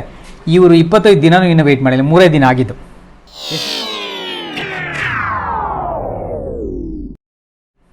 ಎಷ್ಟು ದಿನ ಆಯ್ತಂತೆ ಸಮುದ್ರ ದಾಟಿ? 3 ದಿನಕ್ಕೆ ಆವಾಗಲೇ ಫುಲ್ ರಿವರ್ಸ್ ಆಗ್ಬಿಟ್ರು ಇವರು. 3 days ಏನಿದು ನೀರಿಲ್ಲ, ಅಯ್ಯೋ ನೀರು ಕುಡಿಯೋಕ್ಕಾಗದೆ ಸತ್ತೋಗ್ತಾ ಇದೀವಿ ಹೋಗೋದಾ, ಫುಲ್ ಫ್ರಸ್ಟ್ರೇಷನ್ ಆಗ್ಬಿಟ್ರು. 3 daysಗೆ ಇವರು ಫ್ರಸ್ಟ್ರೇಷನ್ ತಡ್ಕೊಳಕ್ಕಾಗ್ತಿಲ್ಲ. ಅದು 3 days ಬಿಡಿ, ಈಗ ತಾನೇ ಆರಾಧನೆ ಮಾಡ್ಕೊಂಡು ಇನ್ನೂ ಏನು ಮಾಡಿದ್ದೀರಿ ಇವರು, ಆಚೆಗೆ ಬಂದಿದ್ದೀರಿ. ಈ ಆರಾಧನೆದು ಹೊರ್ಟೋಯ್ತು, ಈ ಪ್ರಾರ್ಥನೆದು ಹೊರ್ಟೋಯ್ತು, ಈ ಕೃತಜ್ಞತೆ ಹಾಡ್ದು ಹೊರ್ಟೋಯ್ತು, ಎಲ್ಲ ಭಕ್ತಿ ನೀರಲ್ಲೇ ಹೋಮ ಮಾಡ್ದಂಗೆ ಹೊರ್ಟೋಯ್ತು. ಆಚೆ ಬಂದು ನೋಡಿದ್ರೆ ದೇವರು, ಇಲ್ಲಪ್ಪ ನಿಮ್ಗೊಂದು ಕ್ರಮ ಕೊಡಲೇಬೇಕು, ಇಲ್ಲಾಂದರೆ ನೀವು ಸತ್ತೋಗ್ಬಿಡ್ತೀರಾ. ಹಾಗಾದರೆ ಈ ಧರ್ಮಶಾಸ್ತ್ರಗಳು, ಈ ಆಜ್ಞೆಗಳು, ಈ ಕ್ರಮಗಳೆಲ್ಲ ಇವರಿಗೆ ಕೊಡಲಿಲ್ಲ ಅಂದರೆ ಇಸ್ರೇಲ್ ಸೇರೋಷ್ಟೊತ್ತಿಗೆ ಇವರು ನಾಶ ಆಗ್ತಾರೆ ಅಂತ ದೇವರಿಗೆ ಗೊತ್ತಾಯ್ತು. ಅದಕ್ಕೆ ಧರ್ಮಶಾಸ್ತ್ರ ಕೊಟ್ಟರು. ಹಾಗಾದರೆ ಒಂದು ಪಕ್ಷ ಇವರು ವಿಧೇಯವಾಗಿದ್ದು ಭಯಭಕ್ತಿಯಿಂದ ನಡ್ಕೊಂಡ್ಬಿಟ್ಟು, ದೇವರೇ 3 ದಿನ ತಾನೇ, ಇನ್ನೊಂದು 2 ದಿನ ಹೋಗೋಣ ಮುಂದಕ್ಕೆ, ಅಥವಾ ಒಂದು ಕಡೆ ಕೂತ್ಕೊಂಡು ಪ್ರಾರ್ಥನೆ ಮಾಡೋಣ ಅಂತ ಬಂದ್ಬಿಟ್ಟಿದ್ರೆ ಈ ಆಜ್ಞಾ ನಿಯಮಗಳನ್ನು ದೇವ್ರು ಕೊಟ್ಟಿರ್ಬೋದಾ? ಕೊಟ್ಟಿರ್ತಿದ್ರಾ? ಕೊಡೋಕ್ಕೆ ಮನಸ್ಸೇ ಬರ್ತಿರ್ಲಿಲ್ಲ. ದೇವ್ರ ಧರ್ಮಶಾಸ್ತ್ರವನ್ನು ಕೊಡ್ತಾನೆ ಇರಲಿಲ್ಲ. ಯಾಕಂದರೆ ಧರ್ಮಶಾಸ್ತ್ರ ಕೊಟ್ಟು ಗುಲಾಮರಂತೆ ನಡೆಸುವ ಇಷ್ಟ ದೇವರಿಗೆ ಇಲ್ಲ. 1 ತಿಮೋತಿ 1:9 ನಾವು ಓದ್ತೀವಿ, ಈ ಧರ್ಮಶಾಸ್ತ್ರವನ್ನು ಕೊಟ್ಟಿದ್ದು ಯಾತಕ್ಕೆ ಅಂತ ನೋಡಿದ್ರೆ ಅರಿವನ್ನು ಹುಟ್ಟಿಸ್ಬೇಕು. ಯಾಕಂದರೆ ಇವರಿಗೆ ಆ ಅರಿವು ಇಲ್ಲ. ಇವರು ಅಕ್ರಮಗಳನ್ನು ಮಾಡೋರು. ಇವರು ಚೆನ್ನಾಗಿ ಅಲ್ಲಿ ಏನನ್ನು ಒಳ್ಳೆ ಆಶೀರ್ವಾದ ಕೊಟ್ಬಿಟ್ರೆ ಅದನ್ನು ಮಜಾ ಮಾಡ್ತಾರೆ, ಹೊಟ್ಟೆಗೆ ಟೈಟಾಗಿ ಕೊಟ್ಬಿಟ್ರೆ ತಿಂದು ಕೊಬ್ಬು ಬೆಳೆಸ್ಕೊಂಡ್ಬಿಡ್ತಾರೆ. ಅಷ್ಟು ಬಿಟ್ಟುಬಿಟ್ರೆ ಇವರಿಗೆ ನನ್ನ ವಾಕ್ಯಗಳಿಗೆ ಕಿವಿಗೊಡ ಅಂತ ಒಂದಿದು ಇಲ್ಲ. ಇವರಿಗೆ ಭಯ ಭಕ್ತಿ ಕೊಡೋದಿಲ್ಲ ಇವರಿಗೆ. ಹೊರತು ನೀತಿವಂತರಿಗೆ ನೇಮಕವಾಗಿಲ್ಲವೆಂದು ತಿಳಿದು ಉಪಯೋಗಿಸಬೇಕು. ನೋಡಿ, 14 ಪಾಪಗಳನ್ನು ಹೇಳ್ಬಿಡ್ತಾರೆ. ಎಷ್ಟು? 14 ಹೇಳ್ಬಿಡ್ತಾರೆ. ಇನ್ನೂ ಇತರೆ ಅಂತ 15ನೇದು ಒಂದು ಹಾಕ್ತಾರೆ. ಇನ್ನೂ ಏನನ್ನ ಇದ್ರೆ ಅದೆಲ್ಲ ಏನ್ ಬೇಕೋ ಮಾಡ್ತಾರೆ ಇವರು. ಆಯಾ ಸಮಯಕ್ಕೆ ಮಾಡಿದ್ದೆಲ್ಲ ಅದನ್ನೆಲ್ಲ ಎಲ್ಲ ಹೇಳ್ಬಿಟ್ರು. ಇಂಥವ್ರು ಮಾಡೋ ಕಾರಣ ಇವರಿಗೆ ಧರ್ಮಶಾಸ್ತ್ರ ನೇಮಕ. ಸೊ ಧರ್ಮಶಾಸ್ತ್ರ ಹಂಗಾರೆ ಯಾರಿಗೋಸ್ಕರ ಕೊಟ್ಟಿರೋದು? ಇಸ್ರೇಲ್ ಜನಕ್ಕೋಸ್ಕರ. ಇಂಥ ಅಕ್ರಮಕಾರರಿಗೆ. ಇಂಗ್ಲಿಷಲ್ಲಿ ಅದು ಸ್ಟಾರ್ಟಿಂಗ್ ಅಲ್ಲೇ ಬಂದ್ಬಿಡುತ್ತೆ, the law is given to the unrighteous alone, not to the righteous people. Israel ಇರುವಂತ ಎಲ್ಲರಿಗೂ ಅಲ್ಲ. ಅಲ್ಲ, ಇಂಥ ಅಕ್ರಮ ಮಾಡಂತ ಅದರಲ್ಲಿ ಕೆಲವರಿಗೆ. Yes. ಓದಿಕಲ್. The law is not intended for righteous people, Ah. but for law breakers Yes. and rebels. ಸಾಕಂಕಲ್ ನೋಡಿ, only for those that breaking the law. ಒಂದು ಈಗ ಆರಾಧನೆ ಆದಮೇಲೆ ಹಿಂಗಿರಬೇಕು, ಹಿಂಗೆ ಮಾಡ್ಬೇಕು ಅನ್ನೋದು ಏನು ನಮಗೆ ಕಾಮನ್ ಸೆನ್ಸ್ ಇರಲ್ವಾ? ಪ್ರಾರ್ಥನೆ ಮಾಡಿ ಇಷ್ಟೊತ್ತಿಗೆ ಕೇಳಿದ್ಮೇಲೆ ಪ್ರಾರ್ಥನೆ ಮಾಡಿ, ಕೆಲವು ಕಡೆಗಳಲ್ಲಿ ನಾವು ಮೀಟಿಂಗ್ ನೋಡ್ತೀವಿ ರೀ, ಮೀಟಿಂಗ್ ಮುಗಿದ ಕೂಡಲೇ ನಮಸ್ಕಾರ ನಮಸ್ಕಾರ ಬೆದರ್ ಅಂತ ಹೇಳ್ಬಿಟ್ಟು ಎಲ್ಲ ಹಿಂಗೆ ಕೂತ್ಕೊಂಡು ಹಿಂಗಾದ್ಮೇಲೆ ಬೆದರ್ ಮೋದಿ ಅವ್ರು ಏನಾಯ್ತಂತೆ ಅಂತಂತೀವಿ ಪಟ್ಟಂತ. ಅವರು 3 ದಿನ ವೇಟ್ ಮಾಡಿದ್ರು, ನಾವು 3 ನಿಮಿಷನ ವೇಟ್ ಮಾಡಲ್ಲ, 3 ನಿಮಿಷನ ವೇಟ್ ಮಾಡಲ್ಲ. ಪಟ್ಟಂತ ಮೀಟಿಂಗ್ ಮುಗಿದ ಕೂಡಲೇ ಯಾರ ಬಗ್ಗೆ ಟಾಪಿಕ್ ಇರ್ತದೆ ಅಂದ್ರೆ ಮೋದಿ ಅವರೇ ಅದು ಏನಾಯ್ತಂತೆ ಗೊತ್ತಾ ಅಂತ ಶುರು ಮಾಡ್ಕೊಂತ. ಅಲ್ಲೇ ಟಿವಿ ನೈನ್ ನ್ಯೂಸ್ ಹಾಕ್ಬಿಟ್ಟಿದ್ದ ಅಂತ ಹೇಳ್ತೀವಿ. ನೋಡಿ ಹೆಂಗಿದೆ ಇದು ಜೀವನ ಅಂದ್ರೆ. ಈ ಮನುಷ್ಯರಿಗೆ ಪಾಪ ಎಷ್ಟು ಹೇಳಿದ್ರು ಕಿವಿಗಳಲ್ಲಿ ದೇವ್ರ ವಚನ. ಅದ್ಯಾವುದೋ ಒಂದು ಕವನ ಹೇಳ್ತಾರೆ ನಮ್ಮ ಇವರು ಏನ್ರಿ, ಕನ್ನಡದ ಒಳ್ಳೆ ಕವಿ ಅವರು, ಶ್ರೇಷ್ಠವಾಗಿರೋ ಕವಿ. ಮೂರ್ಖನಿಗೆ 100 ಕಾಲ ಬುದ್ಧಿ ಹೇಳಿದರು, ಗೋರ್ಕಲ್ಲಿನ ಮೇಲೆ ಮಳೆ ಸುರಿದಂತೆ ಸರ್ವಜ್ಞ ಆ ಕಲ್ಲು ನೀರು ಕುಡಿಯುವುದೇ ಅಂತಂತಾರೆ. ಹಂಗೆ. ಸೊ ಹಾಗಾದ್ರೆ ಒಂದು ಕಲ್ಲು ಯಾವ ಥರ ನೀರು ಕುಡಿಯಲ್ವೋ, ಒಂದು ಕಲ್ಲು ಯಾವ ಥರ ಒಂದು ಏನ್ರಿ ನಿರ್ಜೀವ ವಸ್ತುವಾಗಿರ್ತದೋ, ಹಂಗೆ ತಿಳುವಳಿಕೆ ಇಲ್ಲದೇ ಇರೋಂಥವನಿಗೆ, ಭಯ ಇಲ್ದಿರೋಂಥವನಿಗೆ, ಆಸೆ ಇಲ್ದಿರೋಂಥವನಿಗೆ ವಾಕ್ಯಗಳು ಹೇಳೋದು ಅಷ್ಟೇ ತಪ್ಪು, ಅಷ್ಟೇ ತಪ್ಪು. ಅಂಥ ಜನನ ಇಲ್ಲಿ ಕರ್ಕೊಂಬರೋದು ತಪ್ಪು. ಇಲ್ಲಿ ಈಜಿಪ್ಟಿಂದ ಆಚೆಗೆ ಇಂಥ ಜನಗಳನ್ನ ಕರ್ಕೊಂಬರೋದೇ ತಪ್ಪು. ಅವ್ರು ಅಲ್ಲೇ ಸತ್ತೋಗಿದ್ರು ಚೆನ್ನಾಗಿರೋದು. ದೇವ್ರು ಏನು ಮಾಡ್ತಾರೆ ಅಂದರೆ, ಇಂಥವ್ರು ಯಾರ್ಯಾರು ಇದ್ದಾರೋ ಎಲ್ಲರನ್ನ ಫಿಲ್ಟ್ರೇಷನ್ ಮಾಡ್ಕೊಳ್ಳೋಣ ಅಂತ ಹೇಳ್ಬಿಟ್ಟು ಇಲ್ಲಿಂದ ಶುರು ಮಾಡ್ಕೊತಾರೆ. ಮಾಡಿಕೊಂಡು ಈಜಿಪ್ಟಿಂದ ಕಾನಾನ್ಗೆ ಹೋಗೋಷ್ಟ್ರ ಮಧ್ಯದಲ್ಲಿ ಇವರೆಲ್ಲರನ್ನೂ ಅಲ್ಲೇ ಏನು ಮಾಡ್ತಾರೆ, ಅಲ್ಲೇ ಸಮಾಧಿ ಮಾಡ್ತಾರೆ. ನಿಮ್ಮ ಶವಗಳು ಅರಣ್ಯದಲ್ಲೇ ಬೀಳುವವು ಅಂತ ಹೇಳ್ಬಿಡ್ತಾರೆ. ದೇವ್ರಿಗೆ ಅವ್ರ ಮೇಲೆ ಕೋಪ ಬಂದು ದೇವ್ರು ಅವ್ರನ್ನ ಶಿಕ್ಷಿಸಿ ಅವ್ರಿಗೆ ನಾನಾ ವಿಧವಾದ ಕಷ್ಟಗಳು ಬರೆಸೋದಕ್ಕಿಂತ ನಾವು ಅವ್ರಿಗೆ ಹೇಳ್ಬೋದು, ಸ್ವಾಮಿಯವರು ಹಿಂಗೆ ಮಾಡಿದ್ರು ನೋಡಿ. ಯೇಸು ಸ್ವಾಮಿಯವ್ರು ಕರೆಯುವಾಗ, ನೋಡಪ್ಪ ನಿನ್ನೆ ಬರುವಾಗ ಮೊದಲೇ ಕೂತ್ಕೊಂಡು ಈ ಮನೆ ಕಟ್ಟಕ್ಕಾಗ್ತದಾ ಇಲ್ವಾ ಅಂತ ಏನು ಮಾಡಿ ನೀನೇ ಯೋಚನೆ ಮಾಡ. ನನ್ನ ಹತ್ರ ಅಷ್ಟು ಅಮೌಂಟ್ ಇದೆಯಾ, ದುಡ್ಡು ಇದೆಯಾ, ಹಂಗಾದ್ರೆ ಕೈ ಹಾಕೋ. ಇಲ್ಲ ಅಂದ್ರೆ ನೀನೇನು ಮಾಡಬೇಡ, ಕೈ ಹಾಕ್ಬೇಡ, ಮಾಡಲೇಬೇಡ, ಕೈ ಹಾಕ್ಬೇಡ. ಅವಮಾನಕ್ಕೆ ಗುರಿ ಆಗ್ಬಿಡ್ತೀಯ. ನಾಳೆ ಒಂದು 20,000 ಸೈನಿಕರನ್ನ 5-10 ಸಾವಿರ ಇಟ್ಕೊಂಡು ಗೆಲ್ಲಕ್ಕಾಗ್ತದಾ? ಯೋಚನೆ ಮಾಡು. ಮಾಡೇ ಮಾಡ್ತೀನಿ, ನಾನು ಪರಾಕ್ರಮಿಯಾಗಿ ಹೋರಾಡ್ತೀನಿ ಅಂತ ದಮ್ಮಿದ್ರೆ ಏನು ಮಾಡು, ಕೈ ಹಾಕು, ಪರವಾಗಿಲ್ಲ, ಹೋರಾಡು, ಯುದ್ಧದಲ್ಲಿ ಸಾಯಿ, ತಪ್ಪಿಲ್ಲ. ಯುದ್ಧದಲ್ಲಿ ಸಾಯಿದ್ರೆ ವೀರಮರಣ. ಆದರೆ ನಿನಗೆ ಭಯ ಬಂದ್ಬಿಟ್ರೆ, ಅಯ್ಯೋ ನನ್ನ ಕೈಯಲ್ಲಿ ಹೆಂಗೂ ಆಗಲ್ಲ, ಸುಮ್ಮನೆ ಏನೋ ಗುಂಪಲ್ಲಿ ಗೋಯಿಂದ ಅಂತಿರೋಣ ಅಂತ ಹೇಳ್ಬಿಟ್ಟು ಬರೋದು ಬೇಡ. ಅದ್ರ ಬದಲು ಏನು ಮಾಡ್ಬಿಡೋಣ, ಕಾಂಪ್ರಮೈಸ್ ಆಗ್ಬಿಡೋಣ, ತೆಪ್ಪಗಿದ್ಬಿಡೋಣ, ಆರಾಮಾಗಿದ್ಬಿಡೋಣ ಅಂತೇಳಿ ಹಂಗನ ಇರಬೇಕು. ನಮ್ಮ ಇಸ್ರೇಲ್ ಜನಗಳು ಇದೆರಡೂ ಮಾಡಲಿಲ್ಲ. ಅಲ್ಲಿ ಐಗುಪ್ತದಲ್ಲನ ಇದ್ದಿದ್ರೆ ಚೆನ್ನಾಗಿತ್ತಲ್ಲ ಅಂತ ಅನ್ನಕ್ಕೂ ಬರ್ತದೆ ಇವರಿಗೆ. ಅಲ್ಲಿ ಹೋಗ್ಬಿಟ್ರೆ ಹಾಲು ಜೇನು ಅರಿಯೋ ದೇಶ ಕೊಡ್ತಾರಲ್ವಾ, ಅಲ್ಲಿಗೆ ಹೋಗ್ಬಿಡೋಣ ಅಂತ ಅದೂ ಬರ್ತದೆ. ಎರಡೂ ಆಸೆಗಳಿದೆ. ಹೆಂಗಾಗ್ತದೆ? ಈಜಿಪ್ಟಲ್ಲೂ ಒಂದು ಪಾತ್ರ ಇದ್ಕೊಂಡು ಕಾನಾನಲ್ಲೂ ಇನ್ನೊಂದು ಪಾತ್ರ ಇರೋಕ್ಕಾಗ್ತದ? ಡಬಲ್ ಆಕ್ಟಿಂಗ್ ಆಡೋಕ್ಕೆ ಸಾಧ್ಯನೇ ಇಲ್ಲ. ತಣ್ಣಗೂ ಇದ್ದು ಬೆಚ್ಚಗೂ ಇದ್ದು ಎರಡೂ ಇಲ್ಲಿದೆ. ಉಗುರು ಬೆಚ್ಚಗಿರೋದನ್ನ ಬಾಯಿಂದ ಏನು ಮಾಡ್ತೀನಿ, ಹಂಗಿರೋ ದೇವರು ಇಲ್ಲಿ ಅಪ್ರೂವಲ್ ಮಾಡಲ್ಲ ಇರ್ತವ್ರನ್ನ. ಅದಕ್ಕೆ ಅರಣ್ಯದಲ್ಲೇ ಏನು ಮಾಡ್ತಾರಂತೆ, ಇವ್ರನ್ನ ಸಾಯಿಸ್ಬಿಡ್ತೀನಿ ನಾನು. ಅರಣ್ಯ